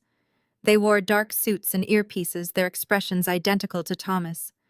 I had placed a permanent round-the-clock security detail on my son the exact moment Dr. Sterling had shredded the fraudulent psychiatric hold. There was absolutely no timeline where I would leave my child exposed to the desperate malice of my family. "Ms. Caldwell instructed us that you are explicitly forbidden from coming within 500 feet of her son," Thomas stated, his voice a low, gravelly rumble that carried absolute authority. "You are trespassing on private property. You are going to walk back to your vehicle immediately, or we will physically restrain you and call the local authorities." Vanessa thrashed wildly, her perfect blowout falling into a tangled mess across her face. Her designer heels slipped against the smooth stone as she tried to kick at his shins.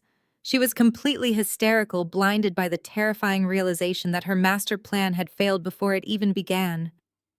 Thomas easily absorbed her frantic struggles. He shifted his stance and began marching her backward down the pathway, practically carrying her toward the visitor parking lot. The other two security guards flanked them, forming an impenetrable human barricade. They reached her car. Thomas released her wrist, shoving her firmly against the side of the vehicle. "Stay right here," he commanded. The sharp crunch of gravel announced the arrival of a sleek, armored black SUV. It blocked her car completely, boxing her in. The tinted rear window rolled down smoothly. I looked out at my sister. My face was a mask of cold, calculated fury. Thomas had notified me the exact second her license plate breached the perimeter gate. I had left the stunned executive board sitting in my boardroom and taken the private corporate helicopter to the suburban airstrip just to get here in time. "You truly have no bottom, Vanessa," I said, my voice carrying clearly through the crisp air. "You actually thought you could walk into a secure facility and take my son. You thought you could use a 4-year-old child as a bargaining chip for your fraudulent debt. You are not just a financial criminal. You are entirely deranged." Vanessa stared at me, her chest heaving as she gasped for air. She was completely cornered.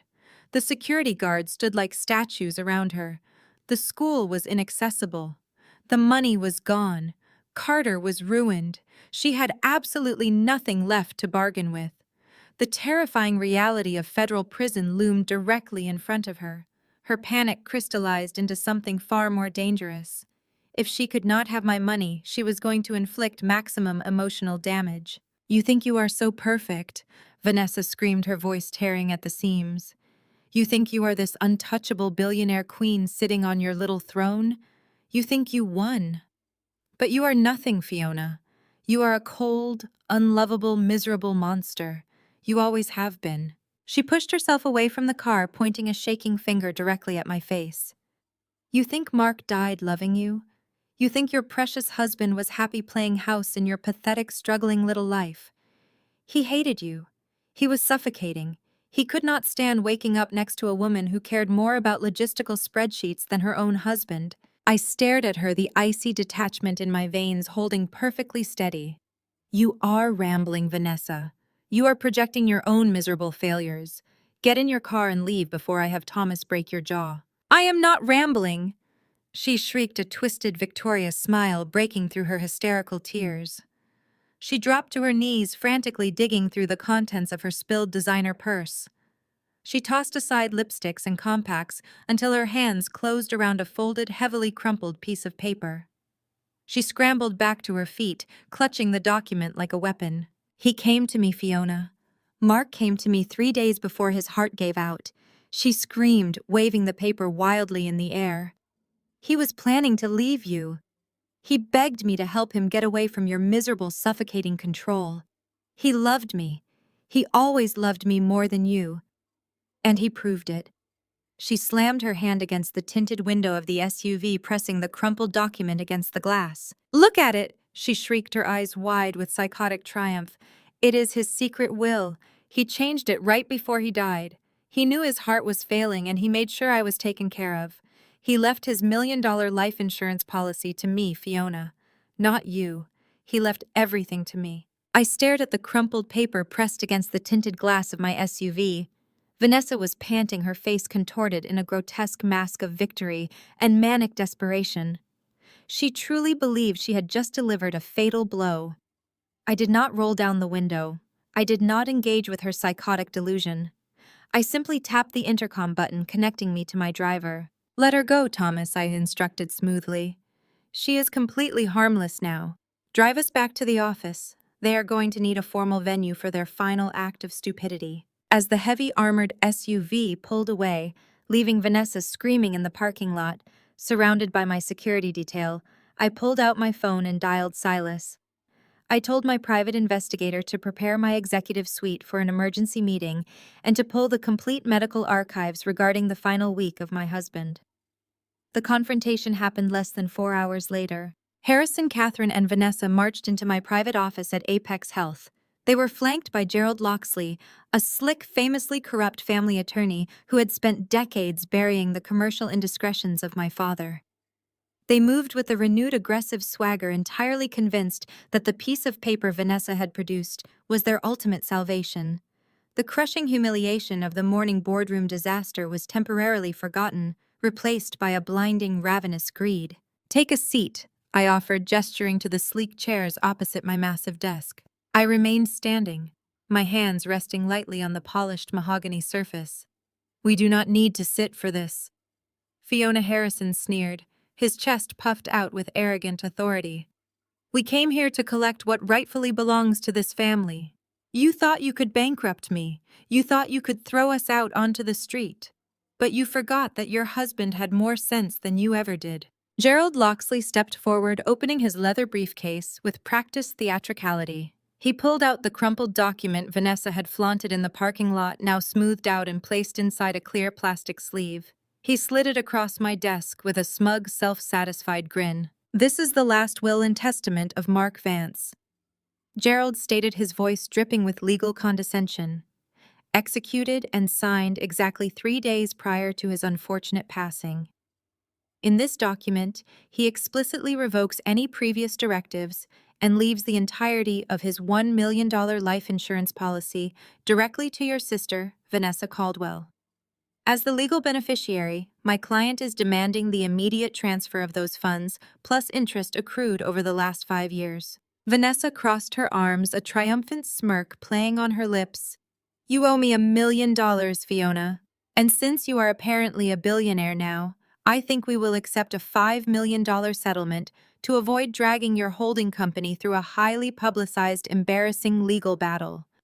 That should be more than enough to clear the debts of Dad and pay for my wedding." I looked down at the document inside the plastic sleeve. The signature at the bottom was a surprisingly decent forgery of the handwriting of Mark. It was the kind of desperate amateur fraud that only someone completely disconnected from reality would attempt to pass off in a corporate executive suite. Catherine stepped forward, placing a comforting hand on the shoulder of Vanessa while directing a look of profound pity toward me. "It is a tragedy, really." Catherine sighed, her voice laced with venomous manufactured sympathy. "But we all knew how unhappy Mark was toward the end.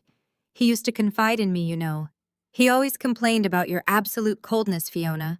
He said you were so obsessed with your little logistics business that you completely neglected him as a husband." Catherine shook her head, putting on a masterful performance of a grieving mother-in-law. He was suffocating in that marriage. He told me he always felt drawn to Vanessa. He said Vanessa was warmer, kinder, and actually knew how to make a man feel loved. It is only natural that he wanted to ensure the woman who truly cared for him was financially secure after he was gone.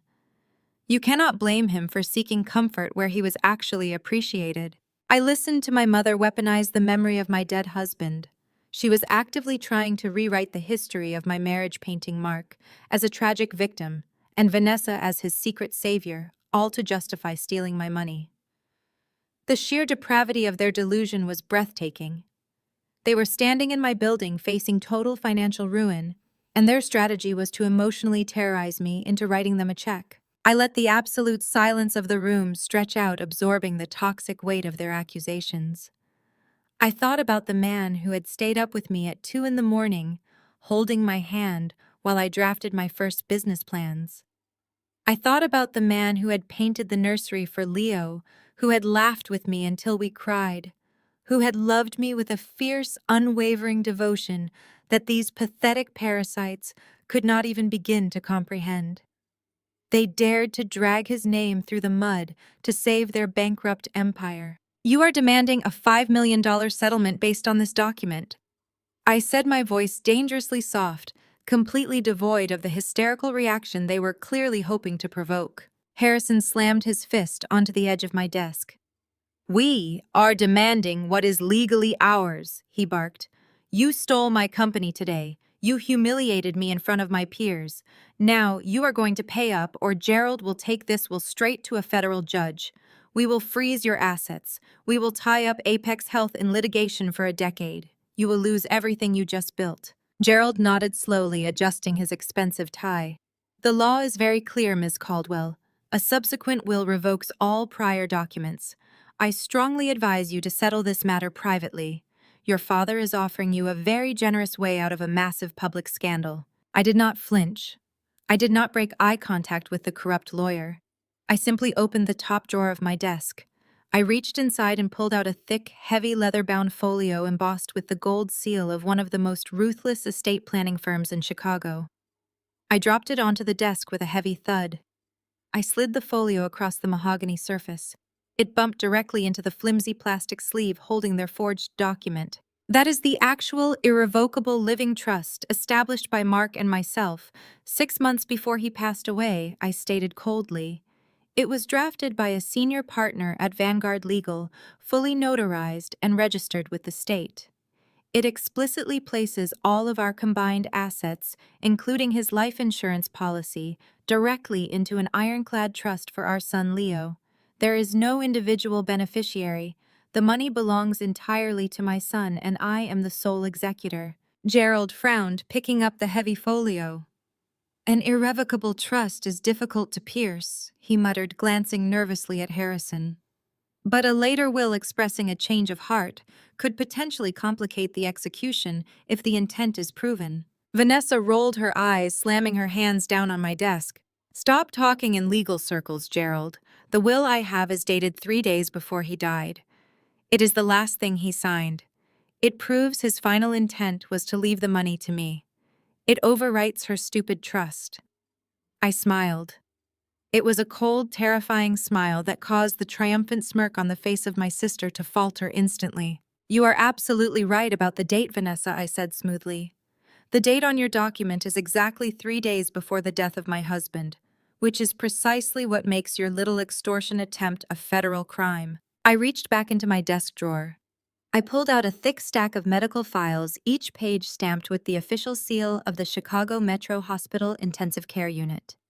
I tossed the stack directly onto the center of the desk, letting the pages fan out across the polished wood. I looked directly into the eyes of my mother, my voice dropping to a harsh, razor-sharp whisper. Mark did not complain to you about my coldness. Mark did not secretly pine for the warmth of Vanessa. And Mark absolutely did not sign that fake will 3 days before he died. I tapped my index finger hard against the top medical file. My husband suffered a massive catastrophic cardiac event 5 days before he passed away. I declared, ensuring every single syllable shattered their delusion. He was airlifted to the trauma center and placed immediately on life support. For his final 5 days on this earth, Mark was in a deep, medically induced coma. He was unconscious, intubated, and completely unresponsive. I watched the blood drain entirely from the face of the corrupt lawyer. Gerald dropped the forged will onto the desk as if it were radioactive. He took 2 rapid steps backward, his eyes wide with sudden career-ending terror. He could not speak, Catherine. I continued my gaze, locking onto my horrified mother. He could not confess his secret love to Vanessa, and he certainly could not hold a pen to sign a legal document revoking a multi-million-dollar trust. I stood up to my full height, towering over them from behind my desk. I pointed at the forged paper sitting next to the medical records. You brought a forged legal document into a corporate headquarters and attempted to extort $5 million from a holding company. I stated, my voice echoing like a judge handing down a final sentence.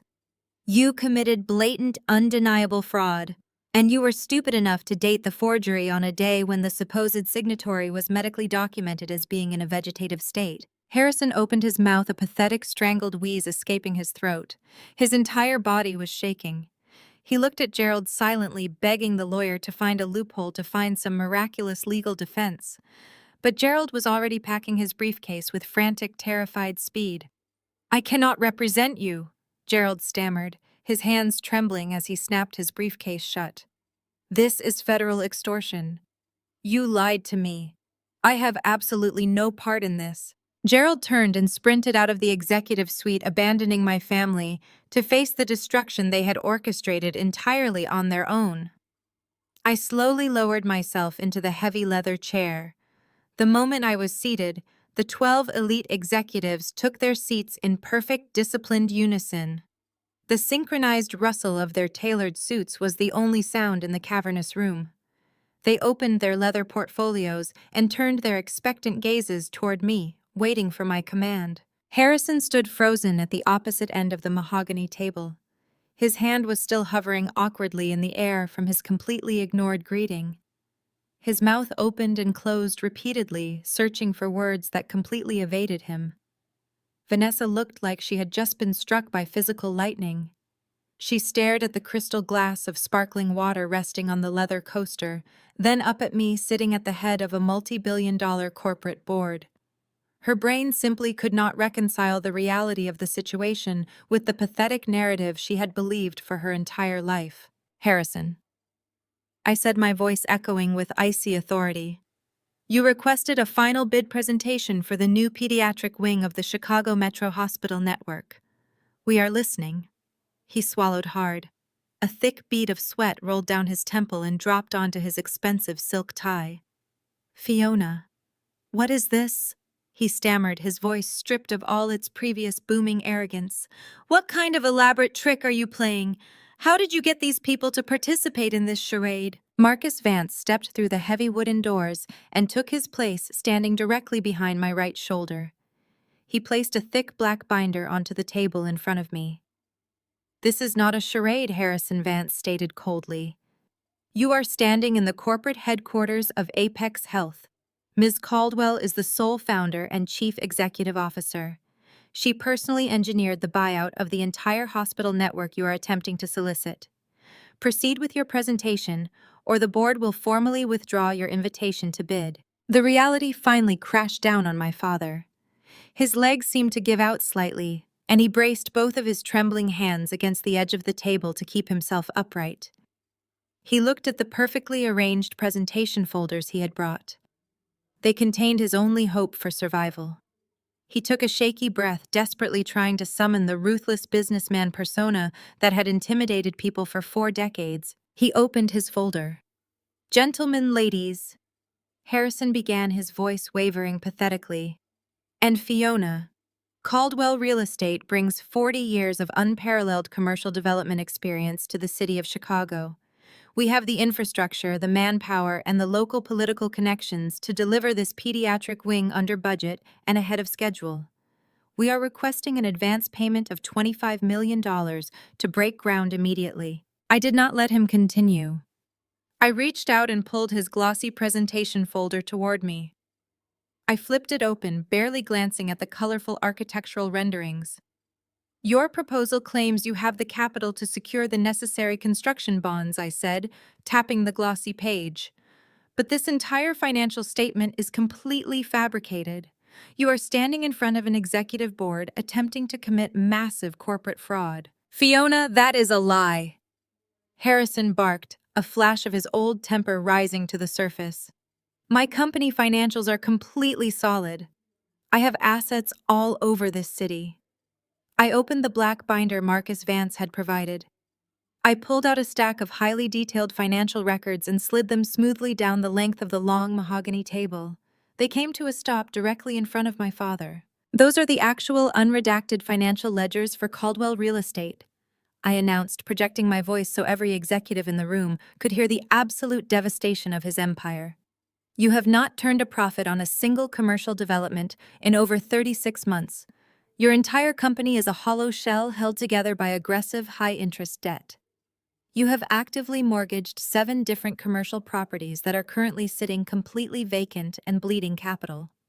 You created 3 separate dummy corporations in Delaware, specifically to hide 2 major bankruptcies from your federal creditors. The board members flipped open their own corresponding files, tracing the lines of financial ruin with clinical, predatory precision. Harrison stared at the papers in front of him. He looked like a man watching his own execution. The sweat was now pouring down his face, soaking the collar of his custom-tailored shirt. You do not have the infrastructure to build a pediatric wing, I continued relentlessly. You do not even have the payroll to keep your current construction crews employed through the end of the month. You came here today to beg for a $25 million advance payment because it is the exact amount you need to pay off your illegal leveraged loans and avoid federal prison. Vanessa let out a sharp gasp. She turned to her father, her eyes wide with mounting panic. Dad, what is she talking about? You said the business was booming. You said you were going to pay for the rest of my wedding tomorrow. You promised me a vice president title today. I shifted my gaze to my sister. The sheer vanity radiating from her was almost tragic. He cannot pay for your wedding, Vanessa, I said, my tone devoid of any sympathy. In fact, he is the reason you are about to lose absolutely everything. Harrison lunged forward, slamming his hand flat on the table. Shut your mouth, Fiona, he roared, panic driving him to absolute desperation. Do not say another word. This is family business. Keep this between us. There is no family business here, I replied coldly. There is only corporate transparency. I pulled a single separate document from the binder and slid it down the table toward Vanessa. Vanessa picked up the paper with trembling hands. Her eyes scanned the dense legal jargon, and the color completely vanished from her face. She let out a strangled, breathless noise, dropping the paper onto the table as if it had physically burned her fingers. In order to secure his last round of predatory loans, I explained to the silent room Harrison required a clean credit profile to act as a guarantor. Since his own credit is entirely destroyed by hidden bankruptcies, he used your name, Vanessa. He forged your signature on multiple commercial loan applications. You are personally liable for over $4 million in corporate debt. When his company officially collapses this week, the federal creditors will seize your house, your bank accounts, and your car to satisfy the massive balance. Vanessa slowly turned her head toward our father, her face twisted into a mask of pure, vicious betrayal. You used my name! Vanessa screamed, her voice cracking with hysterical fury. You put $4 million of your garbage debt in my name. You told me those papers were for a trust fund. You ruined me. You got Carter fired, and now you have bankrupted me. Harrison raised his hands defensively, backing away from his enraged daughter. Vanessa, calm down. I was going to fix it. I just needed this hospital contract to bridge the gap. I was going to pay it all back before the creditors even noticed. I looked at the executive board members. They sat perfectly still, observing the spectacular implosion of the Caldwell family with cold, calculating eyes. They were sharks watching a bleeding fish flounder in the water. I think the board has seen enough, I announced, cutting through the hysterical screaming of my sister. All in favor of formally rejecting the construction bid submitted by Caldwell Real Estate. 12 hands went up in perfect simultaneous agreement. The motion passes, I stated, bringing my hands together on the desk. Your bid is officially rejected. The remaining fight completely drained out of my father. His knees buckled and he sank heavily into one of the expensive leather chairs he had so arrogantly admired just 10 minutes ago. He buried his face in his trembling hands. When he looked back up at me, the arrogant, abusive tyrant who had tormented me for my entire life was completely gone. In his place sat a broken, desperate old man. "Fiona, please." Harrison begged, tears welling in his bloodshot eyes.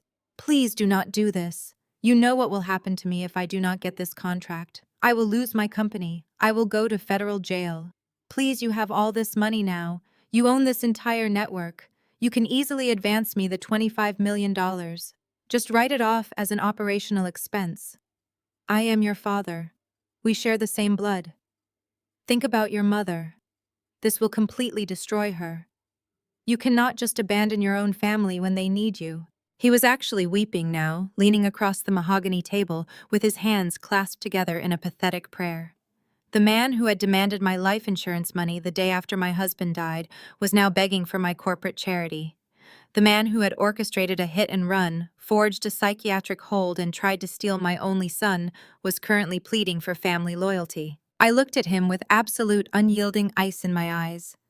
I reached into the very back of the black binder and pulled out one final legally binding document. I placed my hand flat against the crisp white paper and slid it slowly, deliberately straight down the center of the mahogany table. It glided over the polished wood and came to a perfect stop right in front of the folded, pleading hands of my father. Harrison looked down at the document. He blinked through his tears, trying to focus on the bold legal header printed across the top of the page. "I don't mix family with business, Harrison," I said, my voice ringing with total uncompromising finality. "Especially since my holding company bought your debt yesterday. You have 30 days to vacate my property." The heavy mahogany doors slammed shut behind the fleeing attorney, leaving a suffocating, echoing vacuum in the executive suite. Harrison remained frozen in his chair, staring blankly at the wall, as the reality of his total financial annihilation finally paralyzed his brain. Vanessa was still hyperventilating, her eyes darting frantically around the room as if searching for a hidden escape hatch. But Catherine did not crumble. Instead, the polished, aristocratic facade of my mother completely shattered, revealing the absolute venomous monster underneath. She marched right up to the edge of my desk, her face contorted with a feral, terrifying rage. If she could not steal my money through a forged document, she would extort it through complete character assassination. She slammed her manicured hands onto the wood, leaning so far forward I could smell the sharp tang of her expensive perfume mixed with sour, nervous sweat. "You think you have won?" Catherine hissed, her voice vibrating with unrestrained malice. "You think you can just banish us and walk away with your billions? If you do not wire $5 million into my account by tomorrow morning, I am going straight to the press. I will call every major media outlet in Chicago. I will tell them you intentionally caused the car accident that put Mark in the hospital. I will tell them you grabbed the steering wheel because you found out he was leaving you for Vanessa. I will paint you as a psychotic, murderous widow who orchestrated the death of her own husband to seize control of his trust." I looked at the woman who had given birth to me. There was not a single shred of humanity left in her eyes. She was fully prepared to accuse me of murder to save her country club membership. She was actively trying to rewrite the tragedy of the death of my husband into a weapon of financial extortion. I reached out and pressed the intercom button on my desk. "Thomas, please escort these trespassers out of my building. If they resist, have them immediately arrested for corporate espionage." I released the button and met the rabid stare of my mother. "Go ahead and call the press, Catherine." I stated, my voice completely devoid of emotion. "My legal team will bury you in defamation suits before your fabricated story even hits the printer. Now get out of my office." Exactly 1 week later, the grand ballroom of the Chicago Metro Hospital glittered under the brilliant light of a dozen massive crystal chandeliers. The annual charity gala was the most prestigious social event of the season, a highly exclusive gathering of the wealthiest philanthropists, leading medical professionals, and top-tier corporate executives in the city. The cavernous room was a sea of tailored tuxedos and designer evening gowns. Waitstaff in crisp white uniforms circulated silently, offering champagne flutes and delicate hors d'oeuvres on polished silver platters. As the new majority owner of the hospital network, I was the guest of honor tasked with delivering the keynote address and setting the philanthropic agenda for the upcoming fiscal year. I stood near the front of the room, wearing a striking minimalist black gown, calmly discussing pediatric funding allocations with the chief of surgery, entirely focused on the future. However, the ghosts of my past were actively festering in the shadows of the ballroom. Harrison, Catherine, and Vanessa had not been invited. Their names had been explicitly scrubbed from the guest list the exact moment I took control of the hospital network. But absolute desperation breeds extreme audacity. Knowing this gala was their final chance to interface with the elite social circle that was rapidly abandoning them, they had slipped past the secondary security checkpoint by aggressively bullying a junior event coordinator who still recognized the Caldwell name. They were effectively trespassing, clinging violently to the shredded remnants of their high society status. Their bank accounts were frozen, their credit cards were declining, and their commercial properties were seized, making this public stage their desperate last stand. They immediately launched a coordinated, vicious smear campaign, moving systematically from table to table among the city elite. Catherine perfected the role of the tragic, heartbroken matriarch. She clutched a glass of champagne with trembling hands, cornering wealthy socialites and influential hospital board members. She leaned in close, her voice a loud conspiratorial whisper designed to be easily overheard. "It is an absolute tragedy, what has happened to our family," Catherine lamented to a horrified group of real estate developers. "Fiona has completely lost her mind since Mark passed away. The grief has turned her into a cruel, unstable monster. She maliciously engineered the hostile takeover of the company of her own father just to punish us. She threw us out onto the street without a penny. We tried to get her psychiatric help, but she used her billions to crush us instead." Harrison reinforced the toxic narrative, cornering his former golf partners and corporate allies near the open bar. He played the part of the betrayed, honorable patriarch, shaking his head with manufactured sorrow. "I gave that girl everything," Harrison lied, smoothly adjusting his tuxedo jacket to project a wealth he no longer possessed. "I taught her everything she knows about business. And how does she repay me? By executing a predatory illegal buyout behind my back. She stole Caldwell real estate right out from under me. I am telling you, gentlemen, you cannot trust her to run this hospital network.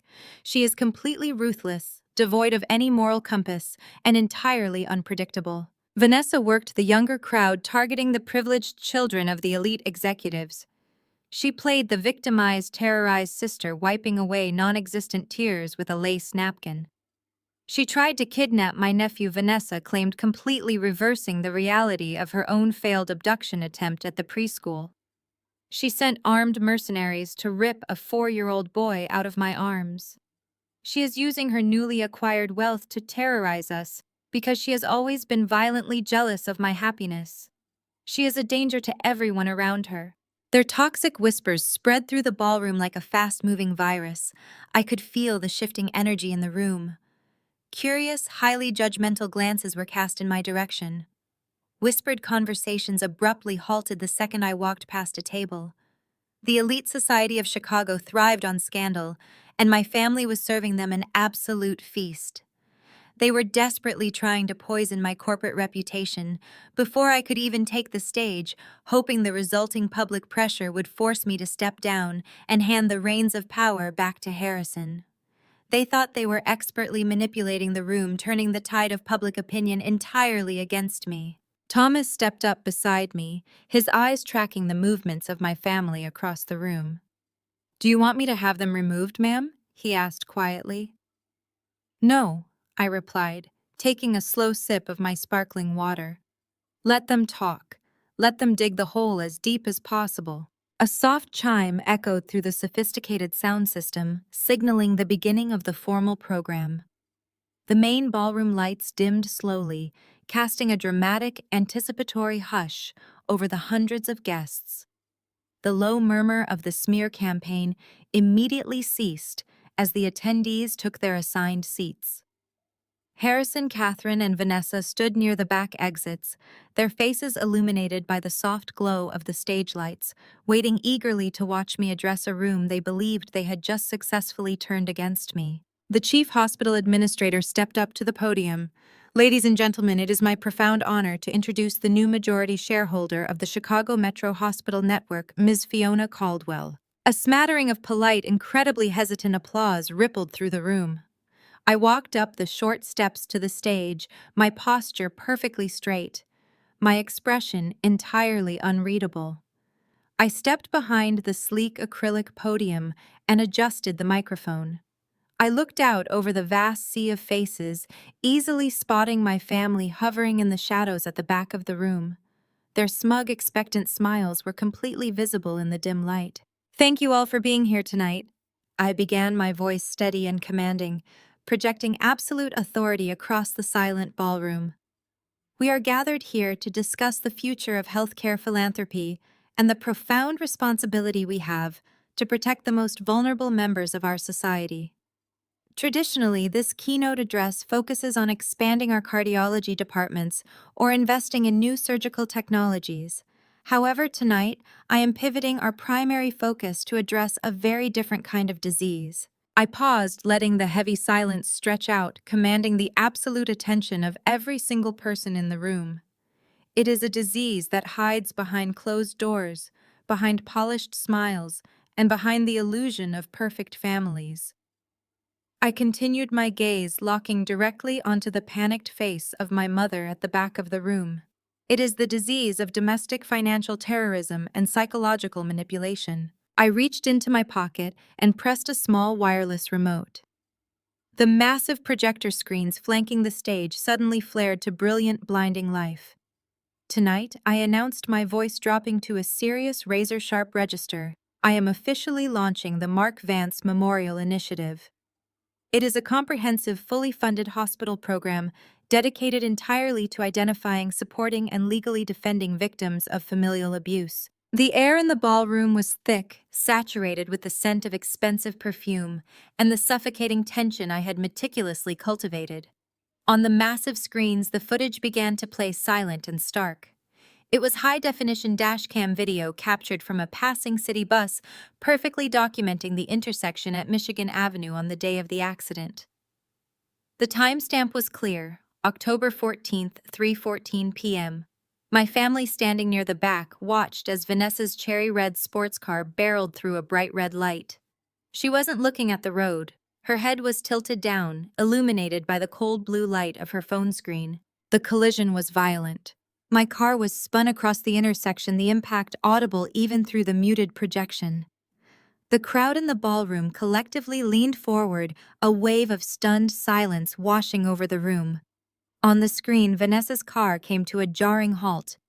The camera zoomed in, capturing the windshield of her vehicle. She looked up, her expression devoid of any initial shock, just pure cold annoyance. She didn't check her mirror, she didn't get out to help.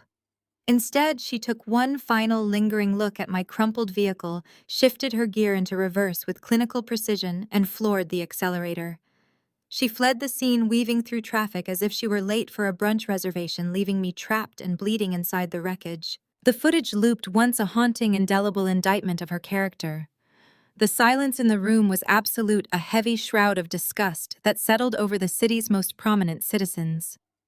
I didn't need to say a word. The screen froze on a crisp, zoomed-in shot of Vanessa's face, captured clearly through her windshield as she drove away.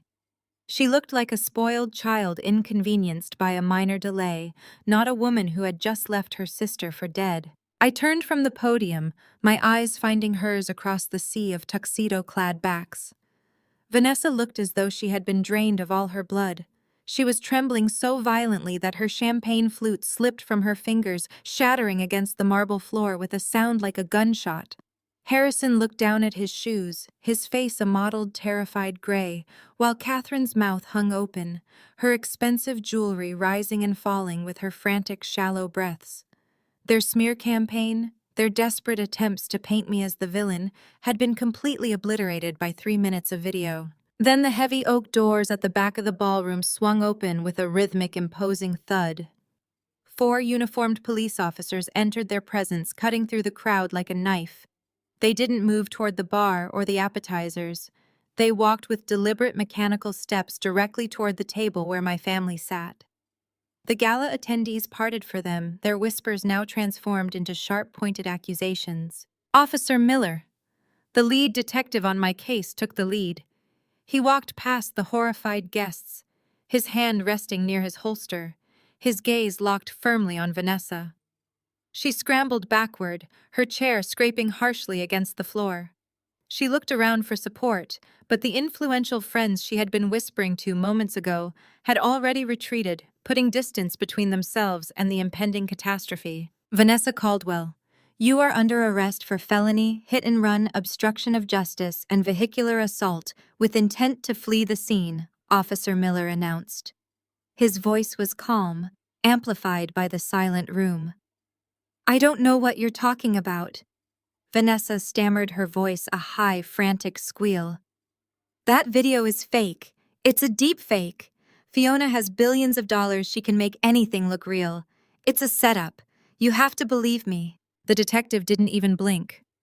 We have the forensic data from the dashcam, Ms. Caldwell. We also have your phone records, which confirm you were texting at the exact second of the impact. The arrest was executed with chilling efficiency. The officers moved in, turning her around and clicking the handcuffs into place with a sharp final metallic snap. My mother tried to intervene, her voice reaching a hysterical pitch. You cannot do this. This is a charity event. You are ruining a beautiful night. Harrison stood up, his voice booming with a hollow, desperate authority. We are high-profile donors. You cannot just drag my daughter out of here like a common criminal. Do you have any idea who we are? I am fully aware of who you are, Harrison, I said, my voice cutting through his protest.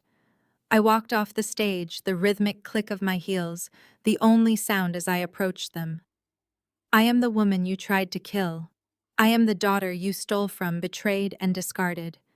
And I am the woman who owns every single asset you are about to lose. The room watched mesmerized as I stood inches from my father. I didn't scream, I didn't cry. I was pure distilled resolve. The police officers tightened their hold on Vanessa's arms. She was sobbing now, a pathetic, high-pitched wail that echoed against the ballroom ceilings. You should have just taken the settlement, Vanessa, I whispered, leaning in so only she could hear. You should have just walked away when you had the chance. Now every single person in this room knows exactly what you are. And tomorrow the federal prosecutor will have everything he needs to ensure you stay in a cage for a very long time. As the officers began leading her toward the rear exit, the doors swung open again to reveal 2 more officers. They didn't stop at Vanessa. They kept walking, their eyes set firmly on my parents. Harrison Vance and Catherine Vance. Officer Miller signaled, "We have a warrant for your arrest as well. Conspiracy to obstruct justice and evidence tampering related to the original accident investigation." The gala transformed into a crime scene. Catherine clutched her husband's arm, her composure finally shattered beyond repair. She wasn't the elegant matriarch anymore. She was a terrified aging woman caught in the web of her own malevolence. She looked at me, her eyes pleading for a scrap of mercy I would never provide. "Fiona, please," she wheezed. "We are your family. You cannot let them do this to us. Think of our name. Think of the legacy. Legacy is something you earn." "Mother," I replied, not breaking eye contact. "You chose to trade yours for a hit and run and a forged psychiatric evaluation." I turned back to the room where hundreds of the city's most powerful people stood frozen in shock. "The keynote address will continue as scheduled," I said, my tone shifting instantly to professional calm. "We are here to support victims of abuse, and I think you can all see why this initiative is so incredibly necessary." As my family was led out into the night, I felt the phantom pain in my shoulder, a relic of the crash, begin to fade. The weight that had held me down for years evaporated. I looked up at the screen where the loop of the accident continued to play a permanent record of their failure. I hadn't just won a business deal. I had reclaimed my life from the wreckage they created. I signaled to the caterers to begin the dinner service. The show was over, but the reckoning was only just beginning. I had the trust, I had the company, and most importantly, I had the final word. Every lie they told, every dollar they stole, and every moment of fear they instilled in me would be paid back tenfold in the halls of justice. I stood on the stage, the silence of the crowd now filled with a low, supportive hum of conversation, and for the first time, I finally felt the absolute, unshakable weight of my own victory. Vanessa thrashed violently against the unyielding grip of the arresting officers. Her custom crimson silk gown, a breathtaking piece of haute couture she had undoubtedly charged to a fraudulent credit card just for this occasion, tore audibly at the shoulder seam as she kicked out in sheer untethered panic. The heavy crystal chandeliers cast harsh, unforgiving light on her ruined makeup as tears of absolute terror streamed down her face. She was screaming that the bus footage was manipulated, shrieking to the horrified crowd that I was framing her with a sophisticated technological hoax. The elite patrons of the Chicago Metro Hospital Gala backed away from her as if she were carrying a plague. The sound of silver cutlery clinking against fine porcelain had completely stopped, replaced by a suffocating, electrifying silence. I stood perfectly still at the clear acrylic podium, letting her hysterical denials echo across the cavernous room. I leaned forward, my lips brushing the edge of the microphone. "Vanessa, you forgot that my car was equipped with a 360-degree security camera. Family doesn't cover up a hit and run." The sharp, amplified clarity of my voice sliced through the ballroom, silencing her instantly. On the massive projector screens behind me, the secondary footage from my own vehicle flashed to life, corroborating the exact, devastating angle of the impact and capturing her license plate in pristine high definition. The cold steel of the handcuffs locked around her wrists, a stark, brutal contrast against the delicate diamond bracelets she wore. She was paraded through the center aisle of the ballroom, weeping uncontrollably as the very socialites she had been trying to manipulate just moments ago turned their backs on her in absolute disgust. Near the rear service exit, completely hidden behind a towering swan ice sculpture, Carter was making his move. The disgraced physician had watched the entire confrontation unfold with mounting suffocating terror. He had seen the forged will collapse in my office, and now he was watching his wife being dragged away in chains. He knew his fraudulent medical evaluation was the next domino to fall. He abandoned his champagne flute on a cocktail table and spun around, attempting to slip silently through the swinging brass doors that led into the catering kitchens. He pushed past a startled waiter, carrying a tray of seared scallops, his expensive tuxedo jacket brushing against the stainless steel prep tables as he practically sprinted toward the loading dock. He thought he had outsmarted the room. He thought he could reach his car and vanish before the authorities connected him to the broader conspiracy. He slammed his hand against the heavy metal push bar of the exit door, throwing it open to the cool night air. Standing directly on the concrete loading ramp were two plainclothes detectives. They did not flinch. They simply raised their badges, the gold shields glinting in the harsh fluorescent security lights of the alleyway. "Dr. Carter, you are not going anywhere," the lead detective stated. His voice a low, authoritative rumble that cut through the noise of the idling catering trucks. "You are under arrest for medical malpractice, forging a psychiatric emergency order, and conspiracy to commit wire fraud." Carter stumbled backward, his face draining of all color. He raised his hands in a pathetic, trembling gesture of surrender. "You do not understand," Carter stammered, his voice cracking with sheer cowardice. "I am a respected physician. I am the victim of a manipulative family. My wife forced me to sign those documents. I had absolutely nothing to do with the fake will. I can testify against them. I will tell you everything they did." The detectives remained completely unmoved by his cowardly betrayal.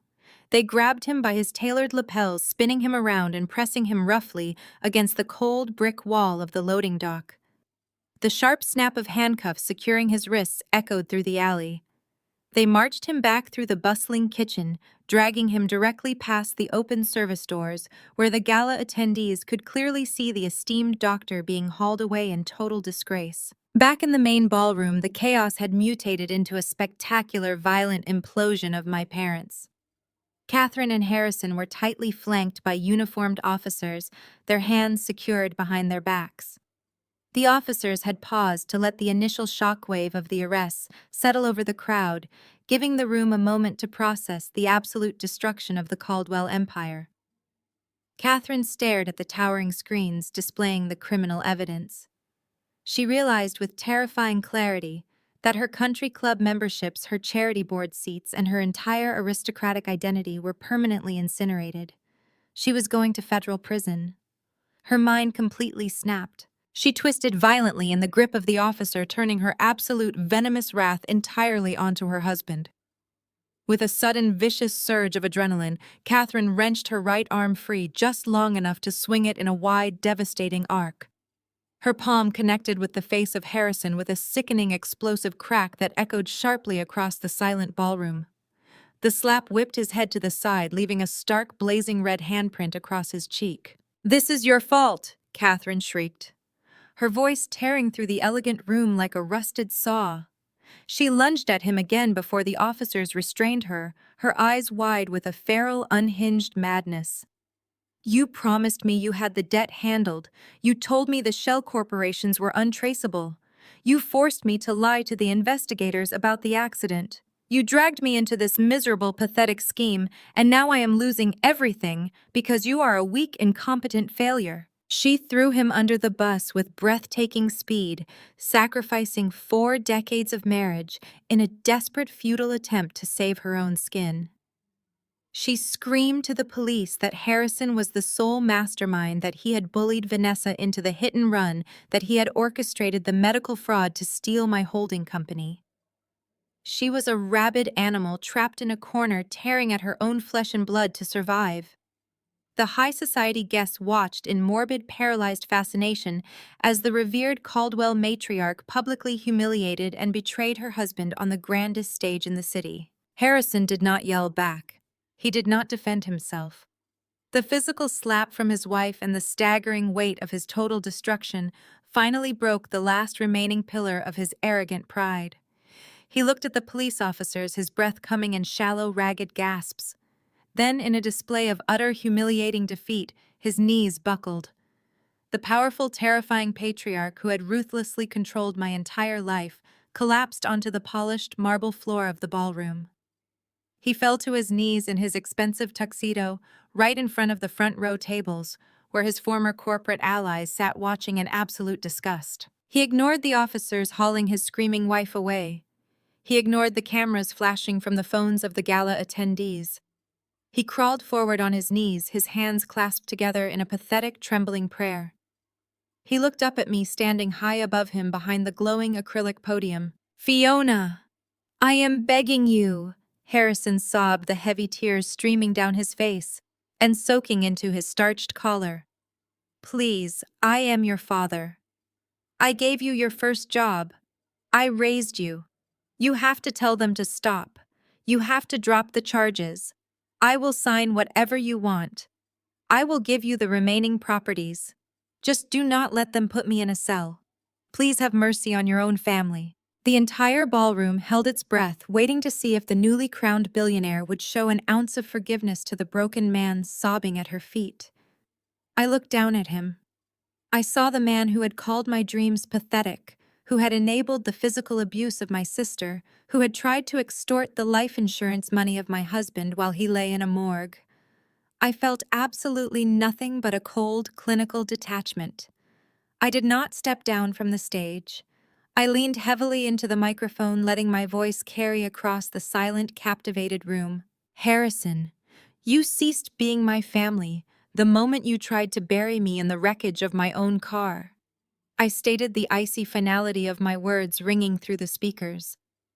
"And since you are so concerned with your remaining properties, I have one final announcement for the board." I looked out over the crowd, projecting my voice to the hospital administrators, the investors, and the city officials who controlled the real estate landscape of Chicago. Effective immediately, as the majority shareholder, I am ordering the complete and permanent withdrawal of all Apex Health funding contracts and developmental partnerships from Caldwell Real Estate. The collective gasp from the corporate investors in the room was highly audible. It was the financial equivalent of a nuclear strike. Your remaining projects are dead. Harrison, I concluded, my eyes locked onto his weeping face as the police officers finally hauled him up from his knees. Your company is bankrupt and your legacy is permanently erased. Take them away. The bleak morning light filtered through the tinted windows of the town car Harrison had managed to secure on a rapidly maxing out credit card. After spending a grueling, humiliating night being processed at the precinct, he and Catherine had been released on bail, their passports confiscated and their dignity entirely stripped away. Catherine sat rigidly in the passenger seat, her ruined hair plastered to her skull, her makeup smeared into dark, hollow bruises under her eyes. She clutched her designer handbag like a life preserver, staring blankly at the rain lashing against the glass. Harrison gripped the steering wheel, his knuckles white, his mind racing through a maze of dead ends. The realization that Caldwell Real Estate was dead had not fully metabolized. He needed a sanctuary. He needed the Oak Brook Country Club. For 30 years, the club had been his fortress, an impenetrable enclave of wealth where he commanded respect and orchestrated his most lucrative deals. If he could just get inside, sit at his usual table and order his usual scotch, he could figure a way out of this nightmare. He steered the car through the manicured stone gates, pulling up to the Grand Valet entrance. The rain was coming down in thick, relentless sheets. He stepped out expecting the usual rush of uniformed valets eager to take his keys. None moved. They stood beneath the awning, their eyes completely averted. Harrison scowled, marching past them and pulling Catherine along by the elbow. They approached the heavy glass doors of the main clubhouse. Harrison swiped his gold-plated membership card across the security reader. A harsh, buzzing red light flashed. The door remained locked. He swiped it again, pressing the plastic hard against the scanner. The red light flashed a second time, accompanied by an aggressive, denying beep. Catherine let out a frustrated sigh, shivering in the damp air. Harrison pounded his fist against the glass, demanding the attention of the concierge standing inside. The heavy doors finally parted, but it was not the concierge who stepped forward. It was Richard Sterling, the general manager of the club, flanked by two burly security guards. Richard did not offer his usual obsequious smile. His face was a mask of cold professional detachment. "Harrison, your keycard has been deactivated." Richard stated, his voice loud enough to carry to the members enjoying their morning coffee in the adjacent lounge. "I am going to have to ask you to step away from the entrance." Harrison puffed out his chest, attempting to summon his old authority. "Richard, there must be a glitch in the system. Let us inside immediately. We have had a terrible night and we require our usual table." "There is no glitch," Harrison Richard replied, crossing his arms. "The board of directors held an emergency meeting at 6 o'clock this morning. In light of the public arrests at the hospital gala, the criminal charges and the highly publicized bankruptcy of your firm, the board has unanimously voted to invoke the morality clause in your membership contract. Your membership is permanently revoked, effective immediately." Catherine gasped, clutching her throat. "You cannot do this," she hissed, her voice vibrating with sheer panic. "We are founding members. We donated the funds for the new tennis pavilion. You are throwing us out like common vagrants." "I am enforcing the rules of this establishment," Catherine Richard answered, not yielding an inch. "This club does not associate with individuals under federal investigation for fraud and vehicular assault. Your lockers have already been cleared out. The contents will be mailed to your residence. Now please leave the premises before I am forced to call the authorities for trespassing." Harrison looked past Richard, seeing the faces of his former friends and business partners pressed against the lounge windows, watching his ultimate humiliation with naked disgust. He grabbed Catherine by the arm and dragged her back into the pouring rain. They drove in total silence, the rhythmic thud of the windshield wipers the only sound in the suffocating cabin. The reality of their social excommunication was finally beginning to penetrate the mind of Catherine. She was weeping softly, the tears carving fresh tracks through her ruined foundation. Harrison drove toward their sprawling estate in the northern suburbs, clinging to the only asset he believed was still safely in his name. The house was a fortress of marble and imported timber, a physical manifestation of the wealth he had hoarded and the power he had wielded. He turned onto the winding tree-lined street that led to their private gates. As the estate came into view, Harrison slammed his foot on the brake pedal. The car skidded on the wet asphalt, stopping inches from the towering wrought iron gates. The gates were pinned wide open. Blocking the entire circular driveway were three massive industrial moving trucks. A dozen men in matching gray coveralls were marching in and out of the grand mahogany front doors, carrying out antique furniture, rolled-up Persian rugs, and heavy crates packed with crystal and china. Harrison threw the car into park and sprinted out into the driving rain, leaving the door wide open. Catherine scrambled out behind him, her designer heels slipping on the wet pavement. "What the hell is going on here?" Harrison roared, charging toward the nearest mover, who was currently loading a priceless grandfather clock onto the hydraulic lift. "Put that down immediately. This is my property. You are robbing my house. I am calling the police." A figure stepped out from beneath the protective awning of the grand entryway. It was Marcus Vance. He was wearing a sleek, waterproof trench coat, holding a thick stack of legal documents protected by a clear plastic sleeve. "No one is robbing you," Harrison Vance stated calmly, his voice easily cutting through the noise of the rain and the idling truck engines. "This is a court-ordered foreclosure execution. These men are professionals hired to clear the premises." Harrison stopped dead in his tracks, the rain plastering his hair to his forehead. "Foreclosure," he spat, his eyes wild with disbelief. "This house is fully paid off. It has been in my family for 20 years. You have no legal right to touch it." Vance walked down the stone steps, stopping just a few feet away from my father. He held up the plastic sleeve, displaying the bold black print of a federal court order. "You leveraged this estate as collateral against the high-interest commercial loans you took out to cover your hidden bankruptcies," Vance explained, speaking with the clinical precision of a surgeon. "When Fiona purchased your debt portfolio, she acquired the liens on all your collateral assets. Because you failed to meet the multi-million-dollar margin call triggered by the rejection of your hospital bid, your loans officially defaulted at midnight. The holding company petitioned the court for an emergency seizure of assets to prevent the destruction of property. The judge signed the order at dawn. The locks have already been changed. You no longer own this home." Catherine pushed past Harrison, her eyes wide with a frantic, unhinged denial. She marched right up to Marcus Vance, pointing a trembling, manicured finger at his face. "You are lying!" she shrieked, the rain washing away the last traces of her makeup. "My jewelry, my clothes, my art collection. You cannot just take everything I own. I need to go inside. I demand to go inside right now." Vance did not even blink. "All personal assets of significant value within the estate have been seized to satisfy the outstanding debt," he stated coldly. "The remaining items, your clothing and basic personal effects, have been boxed up and will be shipped to a destination of your choosing. But you are legally barred from setting foot inside this house. If you attempt to cross the threshold, the police officers currently stationed in the kitchen will arrest you for trespassing on corporate property." Catherine stared at him, the absolute finality of his words finally shattering the very foundation of her reality. Her knees buckled. She collapsed onto the wet, unforgiving asphalt of the driveway, the filthy rainwater soaking instantly into her expensive silk dress. She beat her fists against the ground, letting out a raw, guttural scream that echoed over the sprawling, empty lawns. "We have nothing!" Catherine wailed, her voice cracking with pure, unadulterated despair.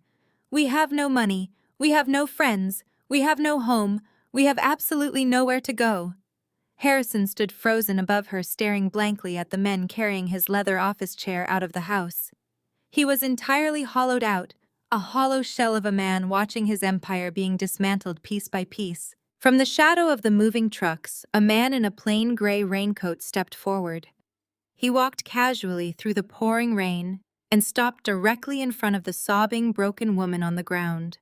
He reached into his pocket and pulled out a cheap tri-fold paper pamphlet. "You have been officially served with the foreclosure notice," the process server stated calmly, tossing the legal packet onto the wet driveway beside Catherine. "And since Ms. Caldwell requested that I provide this as a courtesy, here is some additional reading material." He dropped the glossy pamphlet directly into the lap of my weeping mother. Harrison looked down at it. Bold, brightly colored letters spanned the cover advertising a low-income, heavily subsidized apartment complex located in the most dangerous, neglected industrial district on the far south side of the city. The transition from the pinnacle of Chicago high society to a two-bedroom unit in a crumbling industrial district was a psychological execution. 3 weeks dragged by with the slow, agonizing friction of a dying engine. Harrison and Catherine had been stripped of their tailored identities, left to navigate a brutal world they had spent decades openly despising. Their luxury vehicles had been repossessed. Their offshore accounts had been frozen by federal investigators actively piecing together the sheer magnitude of their corporate fraud. The reality of their new existence was defined by the smell of cheap bleach in the communal hallways, the relentless wail of sirens cutting through the night, and the absolute deafening silence from the wealthy friends who had instantly abandoned them. The rain was coming down in a cold, relentless deluge when the security chime echoed through the expansive kitchen of my private estate. Thomas, my head of security, stepped quietly into the room and tapped the screen of the surveillance monitor. He did not say a word, simply stepping back to let me view the high-definition camera feed from the main entrance. Standing outside the heavy wrought iron gates were the soaked, shivering remnants of my parents. They had no umbrellas. They had clearly taken public transportation, a grueling 2-hour bus ride from the south side to reach the exclusive northern suburbs. Harrison was wearing a trench coat that hung loosely off his rapidly thinning frame, the fabric darkened and heavy with rainwater. Catherine looked entirely unrecognizable. The meticulously maintained blonde highlights she had prioritized over her own children had grown out, revealing a harsh, jagged line of stark gray roots. Her posture, once defined by aristocratic arrogance, had collapsed into a pathetic, rounded slump. Harrison raised a trembling hand and pressed the intercom button. The harsh buzz cut through the quiet of my kitchen, followed immediately by the crackling, desperate sound of his voice. "Fiona, please?" Harrison begged, his words distorted by the driving rain and the electronic speaker. "Please answer the gate. We know you are in there. We just need to talk to you for 5 minutes. We have absolutely nothing left. The apartment is freezing. The pipes are leaking. We just need a little financial help to get by. Just enough to buy some decent food and pay for a reliable heater. We are freezing out here." Behind him, Catherine stepped closer to the camera, her face slick with rain and tears. "Fiona, please," she sobbed, her voice a fragile, hysterical whine. "We just want to see Leo. He is our grandson. We miss him so much. You cannot keep a child away from his family. We have learned our lesson. We will do whatever you want. Please just open the gate. Let us out of this rain." I stared at the monitor. I felt no anger. I felt no pity. I felt absolutely nothing but a cold, clinical detachment. I did not instruct Thomas to call the local police to remove them for trespassing. I did not press the button to release the electronic lock. I simply turned away from the screen, opened the heavy mahogany front door of the mansion, and stepped out into the storm. The rain instantly soaked the shoulders of my cashmere sweater, but I did not stop to grab a coat or an umbrella. I walked down the long, sweeping driveway of crushed white stone. The rhythmic crunch of my footsteps was the only sound competing with the heavy downpour. With every step I took away from my home and toward the gate, the towering, terrifying monsters that had haunted my childhood lost another fraction of their power. They were shrinking, actively dissolving into the pathetic reality of who they truly were. When I finally reached the massive iron barrier, Harrison and Catherine practically threw themselves against the metal bars. They grabbed the cold iron, pressing their wet faces between the vertical columns, like desperate prisoners begging a warden for salvation. "Oh, thank God," Catherine wept, reaching a trembling hand through the bars, frantically trying to grasp my sleeve. "Thank God you came out. Please, Fiona, you have to let us in. You have to help us." I took one deliberate step backward, placing myself entirely out of their reach. I stood with perfect, unwavering posture, the cold rain washing over my face, as I looked at the two people who had orchestrated every major trauma of my life. "You are not here because you miss my son, Catherine. I stated, my voice cutting through the heavy rain with surgical precision. I did not raise my voice. I did not yell. I delivered the words with chilling, absolute indifference. You are here because the social capital you used to purchase your reality has evaporated. You do not miss Leo. You miss the leverage he represented. You miss having a pawn you could use to extort me. Harrison gripped the bars tighter, his knuckles turning white. That is not true, he protested weakly, his eyes darting frantically across my unreadable expression. We are your parents. We gave you your life. We made mistakes, terrible mistakes, but you cannot leave us to rot in that slum. We are family. Family is a word you use to demand compliance, Harrison, I replied, staring directly into his hollow, bloodshot eyes. For 30 years, your love was entirely conditional. It was a transaction. You loved Vanessa because she was a pliable, vain clone willing to sacrifice her own morality to mirror yours. You looked at me and saw nothing but an obstacle, a defiant disappointment who refused to adhere to your toxic script. And when Mark died, you did not see a grieving daughter. You saw a vulnerable bank account. You saw a business opportunity. You exploited the greatest tragedy of my life to cover up your own financial incompetence. Catherine began to shake her head frantically, fresh tears carving paths through the rainwater on her cheeks. We were trying to protect the company, she pleaded, her voice cracking with sheer desperation. We were trying to protect the legacy. We thought we were doing the right thing for everyone. You forged a psychiatric evaluation to have me committed to a facility, I stated smoothly, dismantling her excuse with ruthless efficiency. You sat in my living room and told me to sign over the trust of my dead husband or you would take my child. You orchestrated a smear campaign to protect Vanessa after she nearly killed me in a hit and run. You did not do any of that for a legacy. You did it because you are cowards. You are empty, parasitic cowards who cannot survive in a world where you do not have someone to manipulate. The absolute devastating truth of my words hit them like physical blows. Harrison let go of the iron bars, his hands dropping uselessly to his sides. His shoulders slumped forward as the last remaining shred of his denial was entirely eradicated. Catherine sank to her knees in the wet gravel, leaning her forehead against the cold metal gate, weeping with the profound, inescapable realization that her manipulation tactics were permanently useless. They had come here hoping to find the desperate approval-seeking daughter they had conditioned me to be. They expected to find the broken woman they had continuously tried to crush. Instead, they found a billionaire executive completely immune to their poison. They had spent 3 decades meticulously crafting a victim, and in doing so, they had accidentally forged an untouchable adversary. I looked down at them one final time, absorbing the pathetic reality of their ruin. The rain washed over the iron gates, separating my world of absolute security from their reality of total devastation. You stood in my hospital room and told me I was too broken to raise my son, I said softly, my voice carrying a quiet, uncompromising finality that echoed above the storm. But it turns out I was just too strong to be broken by you. I did not wait for a response. I did not offer a single word of comfort. I turned my back to the heavy iron bars and began the long walk up the driveway toward the warmth of my home.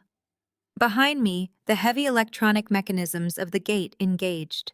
The reinforced steel bolts slid perfectly into their respective chambers, the heavy iron gates clicking completely shut. The heavy iron gates clicked completely shut, sealing away the ghosts of my past for the final time.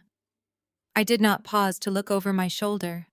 I walked the long, sweeping driveway, the cold rain washing away the last lingering shadows of obligation I had ever felt toward the people shivering on the other side. When I stepped through the grand mahogany doors of my home, the warmth enveloped me instantly. Thomas was waiting in the foyer with a thick, dry towel.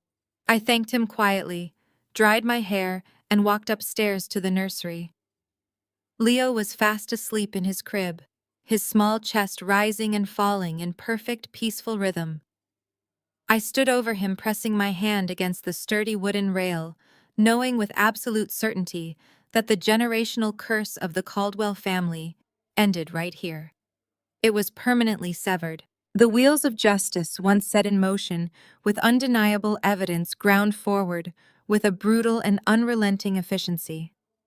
Over the next 6 months, the carefully constructed facade of my former family was entirely dismantled in the sterile fluorescent-lit courtrooms of downtown Chicago. I attended the sentencings not out of a desire for vengeance, but to witness the legal conclusion of my own survival. Vanessa was the first to fall. She stood before the judge, wearing an ill-fitting standard-issue beige jumpsuit that swallowed her delicate frame. Her custom haute couture and diamond bracelets were replaced by heavy steel cuffs. The prosecution presented the high-definition dashcam footage of her driving her luxury SUV directly into my vehicle, followed by the undeniable proof of her fleeing the scene. The judge was merciless. He cited her lack of remorse and her attempts to manipulate the legal system as aggravating factors. Vanessa was sentenced to 5 years in a state penitentiary for felony reckless driving and leaving the scene of a life-threatening accident. As the bailiffs led her away, she looked back at the gallery. Her face was pale, devoid of the expensive cosmetic treatments she had always relied upon, her eyes wide with the terrifying realization that her beauty and her last name could no longer buy her way out of reality. She was going to a place where her charm was useless and her vanity would be systematically erased. Dr. Carter followed shortly after. His trial was a swift, humiliating destruction of his professional reputation. The medical board permanently revoked his license before the criminal proceedings even began. The prosecution laid out a damning paper trail proving he had knowingly forged my psychiatric evaluation and conspired to commit medical fraud in a desperate attempt to seize my holding company. Carter wept on the stand, attempting to blame the entire conspiracy on my parents, portraying himself as a victim of their manipulation. The judge rejected his cowardly plea, sentencing him to 4 years in federal prison. The man who had arrogantly sat in my hospital room and threatened to steal my son was reduced to a sobbing, disgraced convict, stripped of his title, his freedom, and his pride. His prestigious career was over, replaced by the grim reality of a federal cell block. But the prison sentences of my sister and her husband were swift mercies compared to the prolonged psychological executions handed down to my parents. They were not incarcerated. Instead, they were condemned to live in the very world they had spent their entire lives mocking and exploiting. Harrison Caldwell, the former titan of Chicago real estate, was forced to confront the absolute devastation of his bankruptcy. After the liquidation of his assets and the seizure of his properties, he still owed a staggering sum of restitution to the defrauded investors and to Apex Health. The court mandated a strict repayment schedule, leaving him with no choice but to enter the manual labor force at the age of 68. I received monthly updates from my legal team regarding the garnishment of his wages. He was currently employed as a night shift cashier at a 24-hour hardware store on the industrial outskirts of the city. He spent his nights standing under harsh, buzzing fluorescent lights, wearing a cheap polyester vest over a faded collared shirt. The hands that had once signed multi-million-dollar development deals now spent 8 hours a day scanning barcodes and bagging supplies for the working-class people he had previously evicted from his gentrified developments. His spine, once rigid with aristocratic arrogance, began to bow under the weight of minimum wage labor and crushing debt. Every hour he worked, a percentage of his meager paycheck was automatically routed directly into the accounts of my holding company. He was literally working to pay me back for the damage he had caused, a slow, agonizing drain on the last reserves of his pride. Catherine suffered a fate tailored specifically to her deepest insecurities. She was trapped in the subsidized apartment complex the process server had so helpfully recommended. The building was a decaying concrete monolith surrounded by cracked asphalt and roaring elevated trains. Her new reality was defined by paper-thin walls, the pervasive smell of stale cooking oil in the communal hallways, and the constant, inescapable noise of a crowded city block. She had to listen to her neighbors arguing through the cheap drywall, a stark contrast to the sprawling, silent acreage of her former estate. She had no country club memberships, no charity galas to organize, no designer wardrobes to maintain. The wealthy socialites she had once commanded refused to take her calls, treating her name like a contagious disease. She spent her days sitting in a cramped, drafty living room on a cheap vinyl sofa she had salvaged from a thrift store. She had managed to save one single item from her previous life, a silver hand mirror she kept hidden in a drawer. According to the private investigators who occasionally checked on their status, she spent hours staring into that mirror, watching her youth and her status fade into a map of deep, bitter wrinkles. She was a ghost haunting her own life, permanently exiled from the only world that had ever given her validation. As their lives disintegrated into the ash of their own making, my life expanded into a brilliant, unyielding light. I had established ironclad boundaries, reinforcing my home and my business with layers of security and legal protection. I had completely reclaimed my narrative. The media coverage surrounding the collapse of Caldwell Real Estate had initially focused on the scandal, but it quickly pivoted to the remarkable rise of Apex Health and the woman who had orchestrated the ultimate corporate takeover. I was no longer the tragic widow or the estranged daughter. I was Fiona Caldwell, the architect of a medical empire, a woman who had walked through fire and emerged entirely untouched. I poured my energy into creating a fortress of love and stability for Leo. We spent our weekends exploring the sprawling gardens of our estate, planting new flowers and watching them bloom. I surrounded him with genuine support, hiring the best tutors and caregivers, ensuring he would never experience the cold, conditional affection that had poisoned my own childhood. I taught him that love was not a transaction to be earned, but a foundation to be freely given. He was growing into a kind, brilliant, and fiercely loved little boy. He would know the value of hard work, the importance of integrity, and the absolute certainty that his mother would move mountains to protect him. The generational trauma stopped with me. It crashed against the walls of my resolve and shattered into dust. 3 years after the heavy iron gates clicked shut on my parents, I stood in my office at the apex of the Chicago skyline. The room was a vast expanse of polished glass and dark wood flooded with the brilliant golden light of late afternoon. I stood behind my massive executive desk, looking out over the city that my company was actively reshaping. Spread out across the mahogany surface were the finalized architectural blueprints for the newest Apex Health Pediatric Research Center. It was a multi-million-dollar expansion, fully funded, fully approved, and designed to revolutionize treatments for the most vulnerable patients in the state. My signature sat at the bottom of the master contract, bold and completely unbitten. I traced the sharp lines of the building schematics, feeling a deep, resonating sense of accomplishment. I turned away from the blueprints and looked at the framed photograph sitting prominently on the corner of my desk. It was a candid shot taken just a few weeks prior. Leo and I were running through the tall grass of our backyard garden, our faces thrown back in genuine, uninhibited laughter. The sunlight was catching his bright hair, and my arms were wrapped tightly around his waist as I lifted him into the air. There were no shadows in that picture. There was no fear, no hesitation, no lingering ghosts of the past. There was only pure, radiant joy. I sat down in my high-backed leather chair and leaned back, letting the warmth of the sun wash over my face. I listened to the quiet hum of the city far below the steady pulse of a world I had conquered on my own terms. I had faced the darkest parts of human nature, and I had not just survived. I had triumphed. I was completely free. I was unapologetically wealthy. And as I looked at the smiling face of my son, I knew with absolute unwavering certainty that I was entirely at peace. The greatest lie we are ever taught is that shared DNA demands infinite forgiveness. For years, I believed that enduring my family's conditional affection was simply the price of admission for a seat at their table. I allowed them to shrink my world, to dismiss my ambitions, and to exploit my deepest vulnerabilities, all under the sacred, unassailable guise of family loyalty. But loyalty must be reciprocal. It is not a weapon meant to enforce silent compliance.